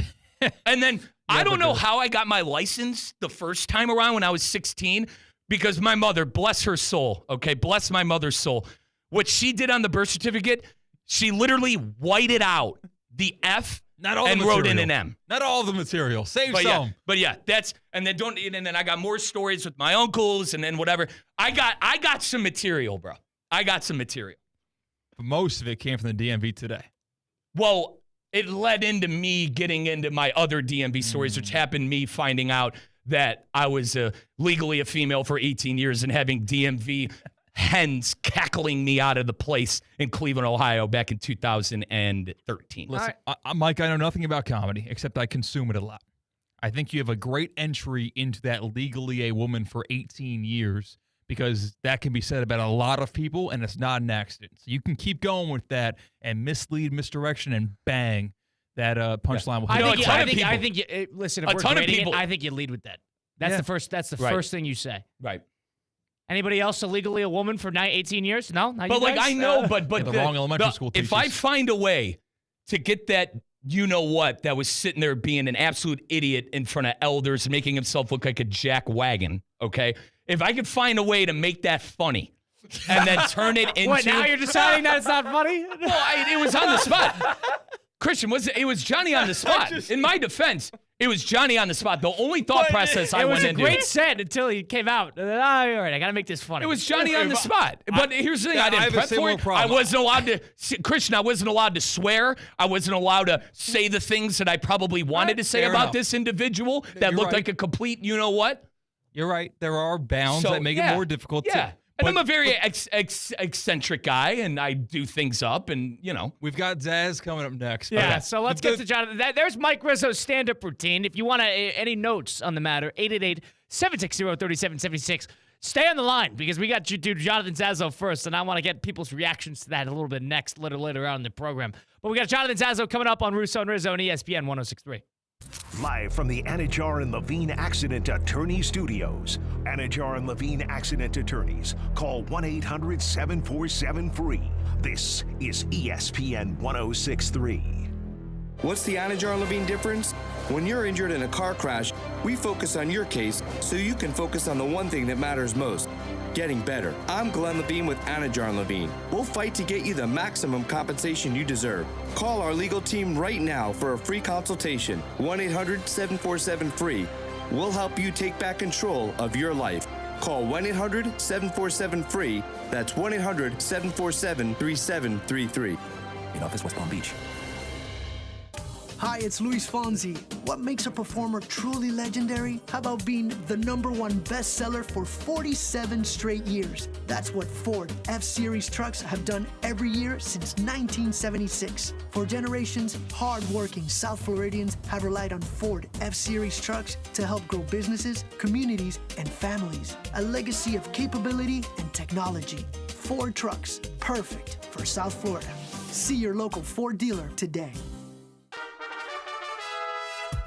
Calling all sports fans, grab your MVP card and head to Duffy's, where you can catch all of the action. Not an MVP? Sign up for free and start earning rewards today. Duffy's is voted the best sports grill year after year with their award-winning burgers and wings. Don't forget about Duffy's famous 2-for-1 drinks all day, every day. And with over 80 TVs in every location, you'll never miss a minute of the game. Visit Duffy'sMVP.com to learn more. Duffy's, our game is always on. Good Greek moving and storage. Your superhero movers. Is your car stuck in the past? Is it still, lacking excitement? Time for a change? Hello 2025 Discovery Sport. With sleek design, incredible performance, and, wait for it, 3.9% APR for 48 months. Yes, you could be driving this beauty for as low as $22.53 a month per 1,000 financed. That's practically a steal. Don't let your old ride make you feel like a dinosaur. Get into a Discovery Sport today and feel like you're driving the future. Only at Land Rover Palm Beach. Hey, you! It's me, Evan Cohen, from Unsportsmanlike with Canty and Michelle. That's all. Just wanted to say hi. Call me later. Bye. Is racking up tens of thousands of dollars in student loan debt really worth the 4-year degree? Not a lot of people think so anymore. A recent Wall Street Journal poll found that 56% of us believe that a skills-based education, that's a smarter investment than a 4-year degree. So why waste that time and money when there's an alternative right here in North Palm Beach that teaches skills that people can actually use in today's world, and you can get those skills in just months, not years. I'm talking about CSB Media Arts Center in North Palm Beach, the home to Connecticut School of Broadcasting, which provides hands-on training in audio and video production, podcasting, sports broadcasting, social media marketing, filmmaking, coding, and so much more. For over 60 years, CSB has placed thousands of graduates in careers. Take a moment and visit GoCSB.com to schedule a tour. That's GoCSB.com.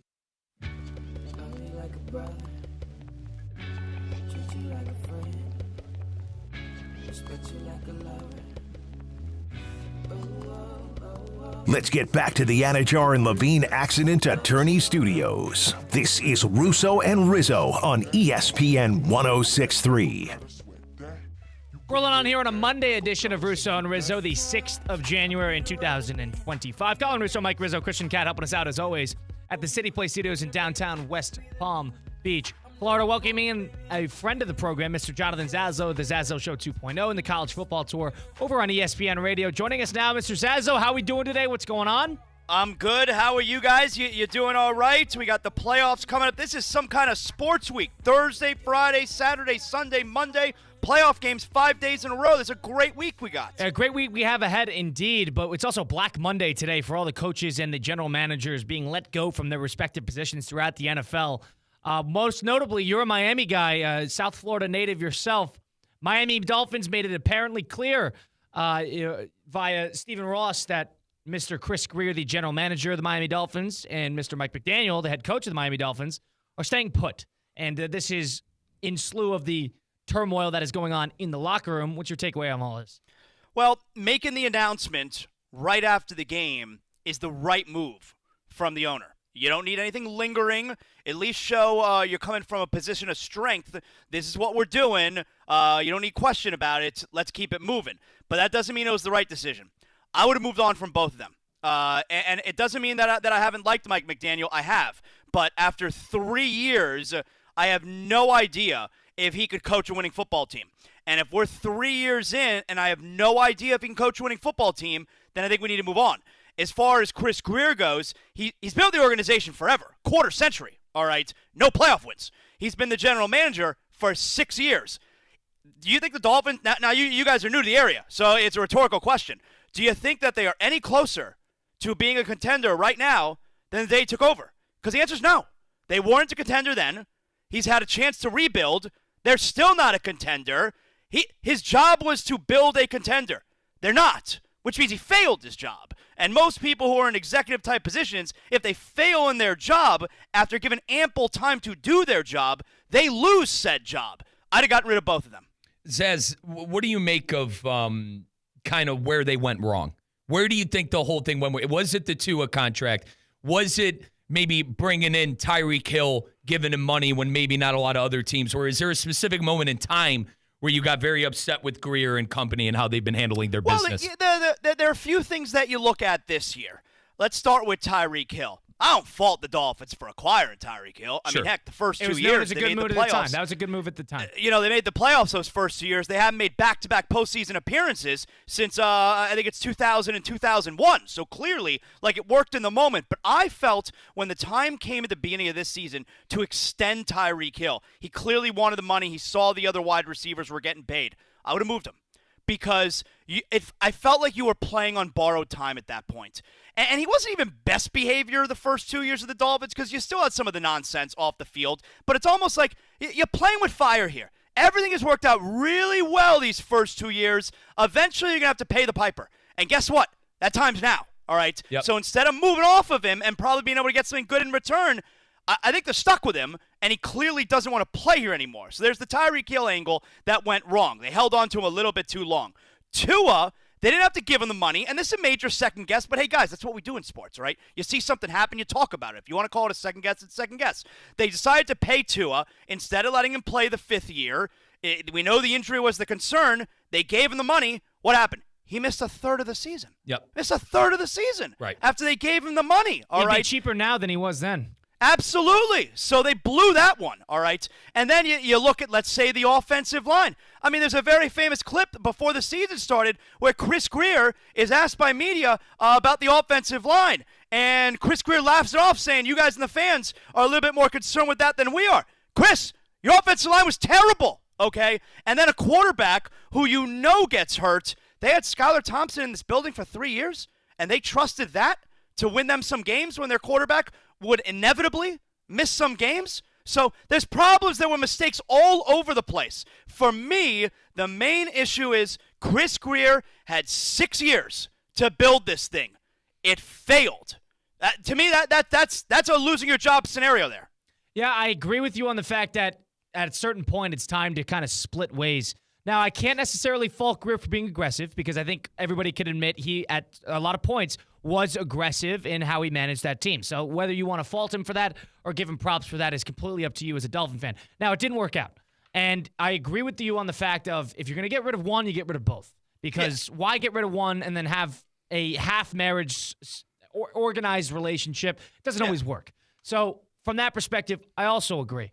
Now, one thing that Dolphin fans, I think, have to take into consideration is the lack of success, at least comparatively, prior to what you were seeing, comparatively to what you're seeing now, what you were seeing before McDaniel as well. There was a very slim margin of actual success. Now you're starting to see some. The expectations change.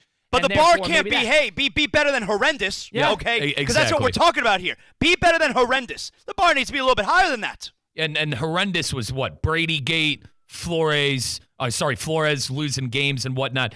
Zaz, what do you think they got to do? I mean, the fact of the matter is you're stuck with them. What do they got to do? Right. Like, there's no sense in saying they should have done it. They didn't do it. They're not doing it. We got to move forward. I'm the same way with my team. Where do we go from here with the Dolphins? Well, the first place, and I don't know that he's ever – and I'm a Tua fan, all right? I think Tua's a real good player. I think they could win with Tua, but not with his current stubbornness. And what I'm talking about with his current stubbornness is he plays a reckless style of football. All right. And for a player who is his size and injury prone and has had the major injuries that he has had, he feels invincible. It's shocking. You're right. It's like he's invincible. It's shocking how stubborn he is. There should never be a single play where he scrambles above the line of scrimmage. That's the bottom line. That's just the way it is, unfortunately. There should not be a single play that he scrambles above the line of scrimmage. And I'll tell you, I know exactly the hit that he took that caused this, hip injury that popped up a couple weeks ago. It was a few games ago. He scrambled. He dove for a first down. All of us were holding our breaths. He dove head first for the first down, and the defenders, two of them, they missed his head, thank God. They ended up catching him on the sides. Okay, Tua was fine. He felt fine. He kept playing. That was absolutely the play where he suffered the hip injury. And all of us were holding our breaths watching that play. And guess what? It's likely the play that cost him the last 2 games of his season. So the first place you got to start is Tua, if he's a leader and a captain of this team, act like it. And that doesn't mean picking up extra couple yards, diving head first for a first down. Acting like a leader is making sure you are available and you stay on the football field. That would be him being a leader. That's the place you got to start. Yeah, if he's not there week in and week out, especially in meaningful games towards the end of the year. How are you supposed to buy into something like that? 100% agree there. That's Mr. Jonathan Zaslow, of course, from the Zaslow Show 2.0. Joining us now on Russo and Rizzo on ESPN 1063. Zaz, now, in regard to not the Dolphins, I know this is a weird time to ask because they were not trigger happy, but there's a certain number of instances throughout the NFL in the last few years, even this year, where teams are a little trigger happy and getting rid of the coach and blowing it all up. Gerard Mayo being one of them. Antonio Pierce, jury's still out. And there's some cases in which the team is probably a little too lenient. The Dolphins being one of them. The Cowboys probably. Does the NFL have a problem with sort of the trigger happiness of it? And is that something that you think that should be made known that there was I don't think bit of a trigger happy thing, especially with Gerard Mayo? I don't think so. It's pretty much in line with the way that the quarterbacks are treated these days.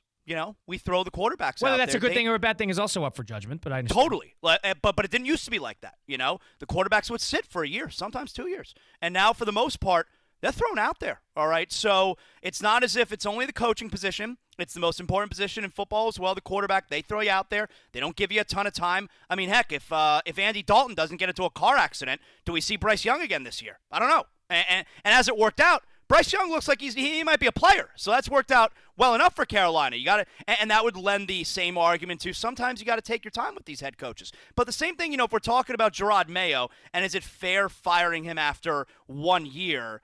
The only thing worse than firing a coach after just 1 year is keeping him when you know he's not a coach. And if you had him in the building every single day for the last 6 months, it's very possible you noticed, you know what?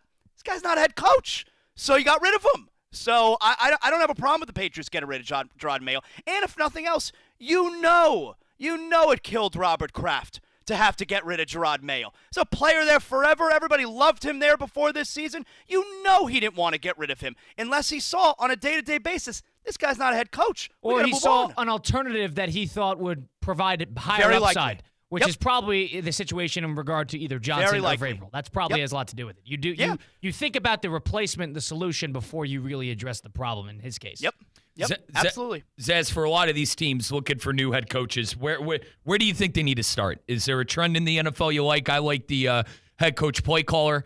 I do say this, though. Even though I like that, you got to find the guy that can handle clock management, calling plays, and being the head coach at the same time, which is tough. Which way would you lean if your team needed a head coach? I don't necessarily need my head coach to call the plays because it's a lot on their plate We see it with the Dolphins, Right. especially with a first year. If I could interject this, I love a McVay type. Say what you want about Shanahan. I know they won 6 games this year. I'm a big Shanahan fan.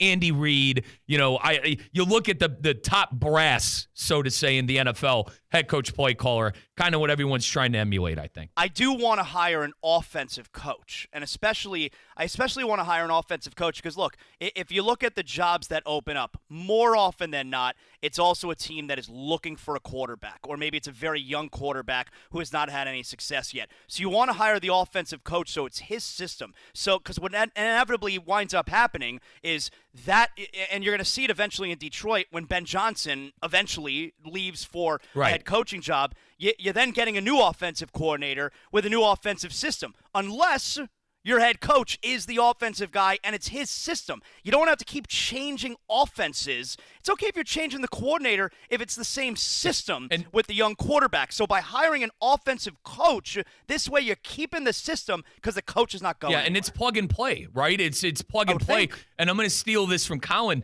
I mean, you look at the Lions right now, they damn near have 3 head coaches on the staff right now. It's a huge advantage right now. And it makes sense because when Dan Campbell was hired, 4 years ago, he had interim head coach experience 10 some odd years ago here with the Dolphins, and that's it. Yep. So if that's going to be your head coach, you better surround him with really smart guys. And now those smart guys, Aaron Glenn, Ben Johnson, they're going to get jobs somewhere else. But guess what?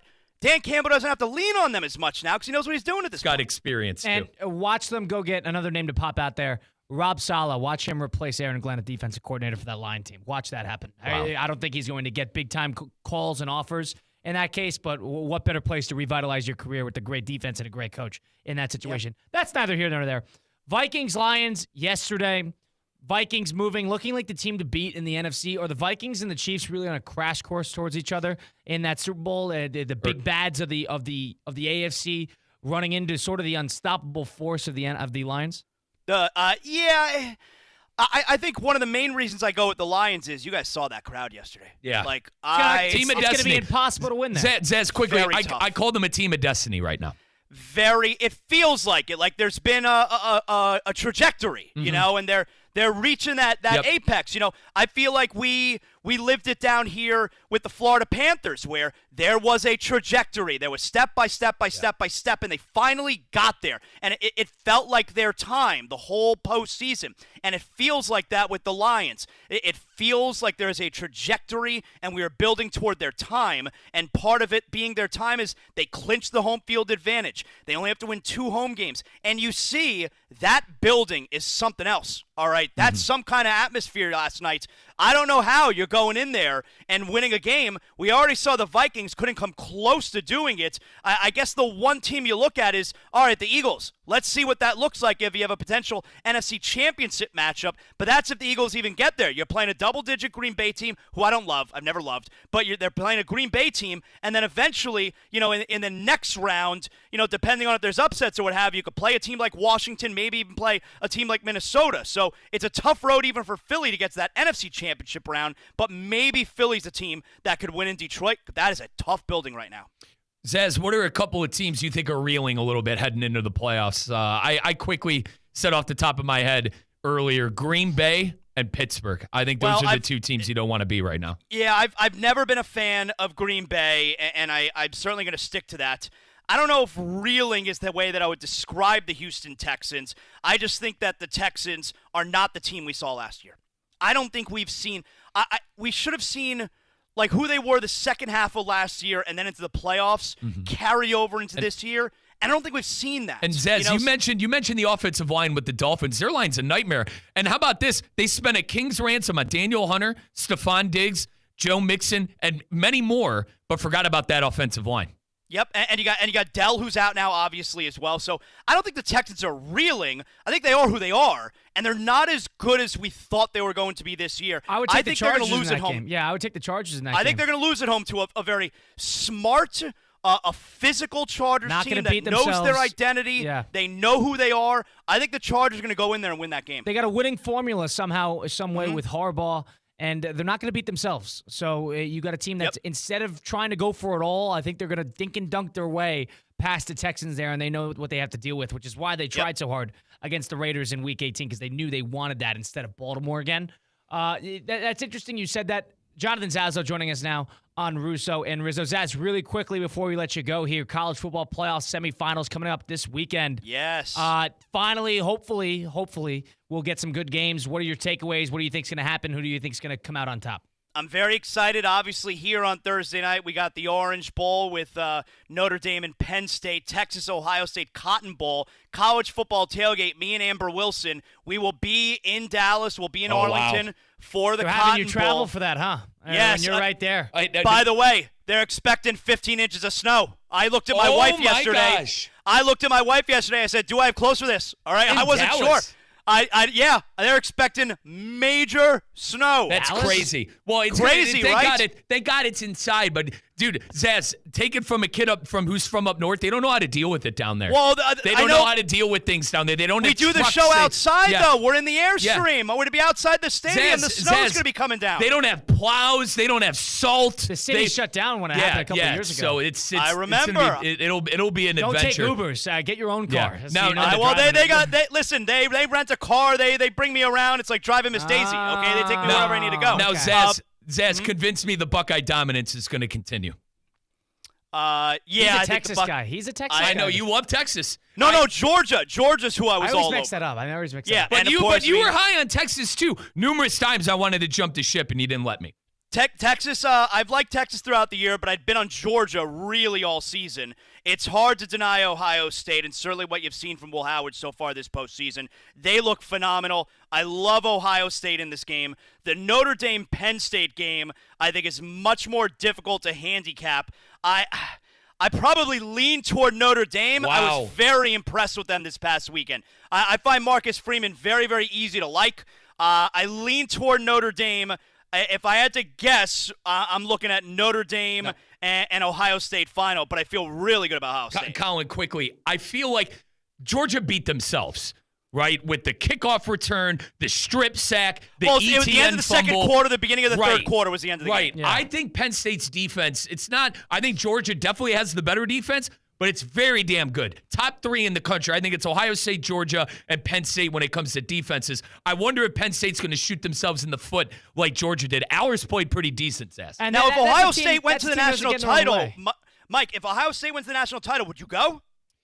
I'd have to talk to the powers that be. I do have vacation days, so my family would. I'll see you there. Let's put it this way, Zaz. My family's going if they do, so it would be a phone call.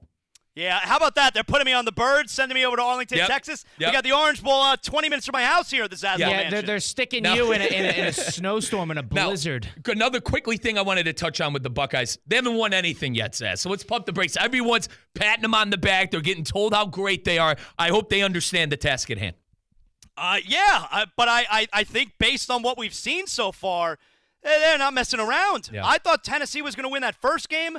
They went out there like it's nobody's business.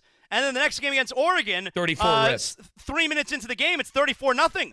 So this feels like the team right now. I agree. And Texas matches up to them better than Oregon did, so hopefully they could keep it a game. That's all I care about at this point. Just make it good games. And Notre Dame, Penn State, 2 teams that really don't get in their own way. Will play sound defense. Will protect the football. Will run the football. So that's going to be like an old-fashioned football game that we're going to see. That's my kind of game. I love a good low-scoring game. Mm-hmm. You know, let's run the football. Every play is huge. Defense plays big. That's probably going to be more my type of game. I think it's more of a lower-scoring game. I'd expect Ohio State to be able to score. Yeah, so Texas is not going to want to go drive for drive with them. In the meantime, Zaz, you're going to be on the college football tour this weekend, but where can people listen to you with the Zaslow Show 2.0? Yeah, wherever you get your podcasts, all right? Zaslow Show 2.0. We're a Miami podcast, South Florida podcast. A day like today, we're huge on Tyreek Hill, Jimmy Butler, all that good stuff. We talked a lot of WWE on Netflix tonight as well. Yes. So wherever you get your podcast, Zaslow Show 2.0, and every episode is sponsored by Anajar and Levine, accident attorneys. If you're involved in any kind of an accident, slip and fall, hit and run, motorcycle, you got to call 911 first. You got to make sure you're safe. Right after that, you call Anajar and Levine accident attorneys. They have a specific set of skills they put to work for you. They get you the compensation you deserve. 800-747-FREE, 800-747-3733. Good job, Zaz. As always, we appreciate it. We're looking forward to talking next week. Enjoy Arlington this weekend. Awesome. Thank you, guys. See ya. That's Mr. Jonathan Zazzo, the Zazzo Show 2.0. You can hear him on the college football tour this weekend for the Cotton Bowl live on site alongside Amber Wilson on ESPN Radio. We got to close out the program here on Russo and Rizzo on ESPN 106.3. Back after this. Live from the Anajar and Levine Accident Attorney Studios. Anajar and Levine Accident Attorneys. Call 1-800-747-FREE. This is ESPN 106.3. Hey golf fans, Colin Russo here. Looking to improve your game? Flagstick Golf Performance, the ultimate indoor golf experience, is now open in Boynton Beach. With 3 indoor simulators and a state-of-the-art putting studio, Flagstick helps players at all levels up their game. Get lessons from experts, try the latest clubs, or just come up for a round on the simulators. You can track your stats and see real improvement. Flagstick is where serious golfers and beginners find their edge. Bring your friends or family and enjoy golf like never before. Visit flagstickgolfperformance.com to book your session. As market dynamics change, the quality of service you receive from your accounting firm shouldn't. Anshin Accountants and Advisors take the time to get to know you and your unique circumstances to help resolve complex issues and develop innovative tax and accounting solutions tailored to meet your goals. If you're a high net worth individual or business owner eager for a strategy to maximize tax savings, let Anshin deliver where others can't. Visit anchin.com. Anshin Accountants and Advisors, recalculating what's possible. The South Florida Fair is almost here. Buy your advance tickets now and you can save up to 50%. Plus, if you use your discount admission ticket on opening day of the fair, you can keep it and visit the fair another day courtesy of Publix. That's 2 days of fun for the price of one. South Florida Fair discount tickets are on sale now at Publix and online at southfloridafair.com. Fair opens January 17 in West Palm Beach. Join us on Saturday, January 11th from 7 a.m. to noon for a free lithium battery collection and document shredding event in Delray Beach. Lithium batteries that are disposed of irresponsibly are a fire hazard. These items should never be put into the garbage or recycling bins. The Solid Waste Authority of Palm Beach County is providing you this opportunity to drop them off and bring up to 6 boxes of documents to be shredded on site. Do your part, and a fire won't start. Learn more at swa.org/LIB. Kane is in the building.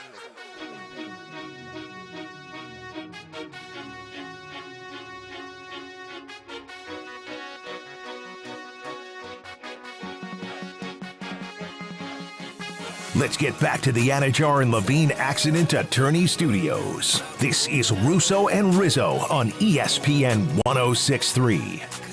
Black Monday in the NFL. A couple coaches shown the door following the regular season finale, which concluded yesterday with Week 18. Gerard Mayo and Doug Peterson, 2 head coaches of the Patriots and the Jaguars, being 2 examples. Those are a couple coaches at least that have been shown a little bit of a vote of confidence, whether that be maybe Mike McCarthy or Mike McDaniel or Brian Dable and Joe Shane.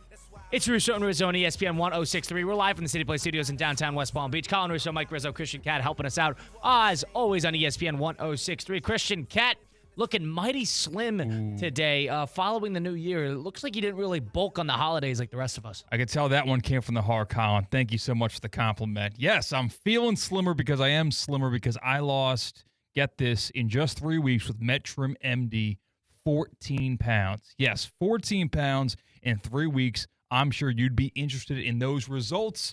It's simple. Go to metrimmd.com. M-E-T, the word trim, MD.com for your free consultation because it's medical weight loss. It's tailor-made for you. Not a one-size-fits-all. It's not a fad diet. You don't get it from TikTok. No, it's scientifically proven to work. These people at Metrim MD in Palm Beach Gardens, they know everything there is to know about medical weight loss because you lose the weight fast enough so you stay motivated. Fast results. And the good thing about it, the part that I love the most, honestly, other than the results, is that I'm feeling full, not hungry. I was afraid of the diet. I honestly was afraid of any type of diet because I like my food, but they keep you full, you're never hungry, and you lose weight fast with Metrim MD, M-E-T, the word trim, MD.com for your free consultation. ESPN West Palm has a packed week this week. We're going on the road a couple of times. TGL, the inaugural match, is tomorrow, 9 p.m. on ESPN. We will be live on site from 2 to 6, hopefully getting a couple guests on from the ESPN coverage and breaking down what's going to happen in the first inaugural groundbreaking state-of-the-art, pioneer, trailblazing TGL Golf event over at the SoFi Center, which is right here in Palm Beach Gardens in South Florida. So we'll be there on site. And then on Thursday, we alluded to it earlier, we'll be live from the Orange Bowl, which is between Notre Dame and Penn State, which will be 7:30 on ESPN. Live from Hard Rock Stadium, so we will be live on site there, 2 to 6 as well, both theoretically speaking, in Russo and Rizzo. Christian Cat is the Penn State fan of the bunch. We're going to be there. Do you have people coming into town, or is this just going to be a solo show for you? Wednesday, I've got people flying in, so right after the show, going to go to PBI, 6:50, pick up my boy Adric, and then at 10:50. boy Adric. Staying with you? Yep, staying with me. My boy Pat's flying in at 10:50. We're all going to crash the Cat Casa for a couple of days. And, I cried during the Yankees World Series run. And No, you didn't. I did. I cried driving into work the Monday before the Yankees went in the World Series. Yes. And I've realized that I am going to cry, win or lose, before Thursday. Like, it's going to happen. Tears of joy. I'll do tears of joy if we win the national championship. You're expected to get there. All right. You're an Ohio State fan. You're I'm a Penn expected State to get fan. there. You're expected to to have get an there. emotional Oh, moment. my God. With his alma mater. Naturally, I made everything about me. I have a decision to make. I have a chance to go to this game in Dallas. I don't know if I can. Oh, or in not. Dallas. Yeah. Okay. On Friday? On Friday. It would be orange. It would be fly out with Uncle Patrick Friday morning from Miami. I don't know if I'm going to do it or not. Why wouldn't you do it? Because I made commitments to a friend of Uncle Steve who's going to be shadowing us on the show on Friday. I made commitments on Friday. Well, we can take care of him. Yeah, I don't. Yeah. That's Like, a very. seriously, that's a I know very- what you're talking about. and I'm he not can- even. that's I'm not why even saying I- that. You'd be stupid not to go. Okay, That's my I wanted personal to. opinion. I wanted to get your 2 cents on this because Zaz surprised me with the snow stuff.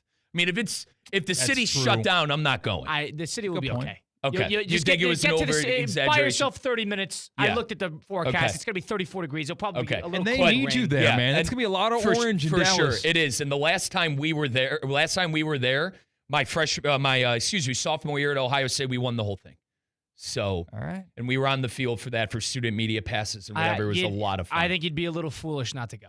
I That's think my so, too. personal opinion. I think what so, too. You're trying to sell yourself out of it when you should be selling yourself into it.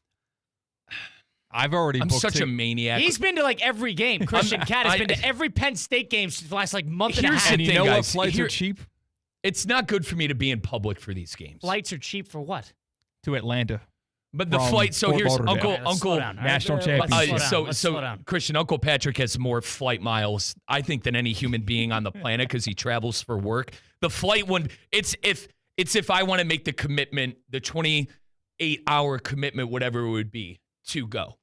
Yeah, that was my first spur You of the come back moment. Saturday? Yeah, I would come back immediately because I got to do tailgate and I got to be back for tailgate. I could record tailgate, but I made a certain promise that I would do that show live on Again, Saturdays. these promises. So It's really I think comparatively to go I to a think game. you should try to do that. You are of the age where you're not old enough to where it's too difficult, and you're nimble. Yeah, and you can deal with a little bit of hardship. I am. here I and don't there. have a significant other. I don't have kids. Like I could definitely pick up and go. I'm not hearing a real reason why you shouldn't go. Correct. And this is my squad. I think you guys know better than anybody. I probably care about the Buckeyes more than any of my teams. So it's like So you would pick an Ohio State national championship over Browns Super Bowl? it's irrelevant because the Browns will never win a Super Bowl. See, that's not an in my answer. life. But it is. No, it's not. Yes, it is. It's more likely an NFL team to win have a the Super worst- Bowl we than have- a college football team to win a we have- national championship. We have the worst owners in American sports, and the team is Statistically, cursed. maybe, but not. In It's 10 just years, not that gonna could happen. change. They're not Maybe. going to shrink. Well, Maybe. maybe they will I shrink would college Christian, football. answer your question. I would pick Browns because they never won before. Right. That's what I would have thought. And it means that team means something to like my family, probably more than Ohio State, but the Buckeyes, as you guys know. Are you saying, Put to the Christian, heart. if Penn State wins the Orange Bowl on Thursday, you'd buy a ticket and go to that game in Atlanta? See if I need to buy a ticket. But I'll be in Atlanta. You For would. sure. I can't imagine that's a cheap actual game ticket, though. No. It won't be.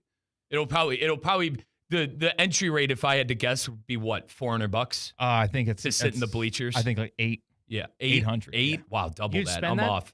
No, I would not. No, you I just wouldn't. go to Atlanta just to be there? I'll see if things fall in my Do you favor. have people that live in Atlanta? Do you know people that live in Atlanta?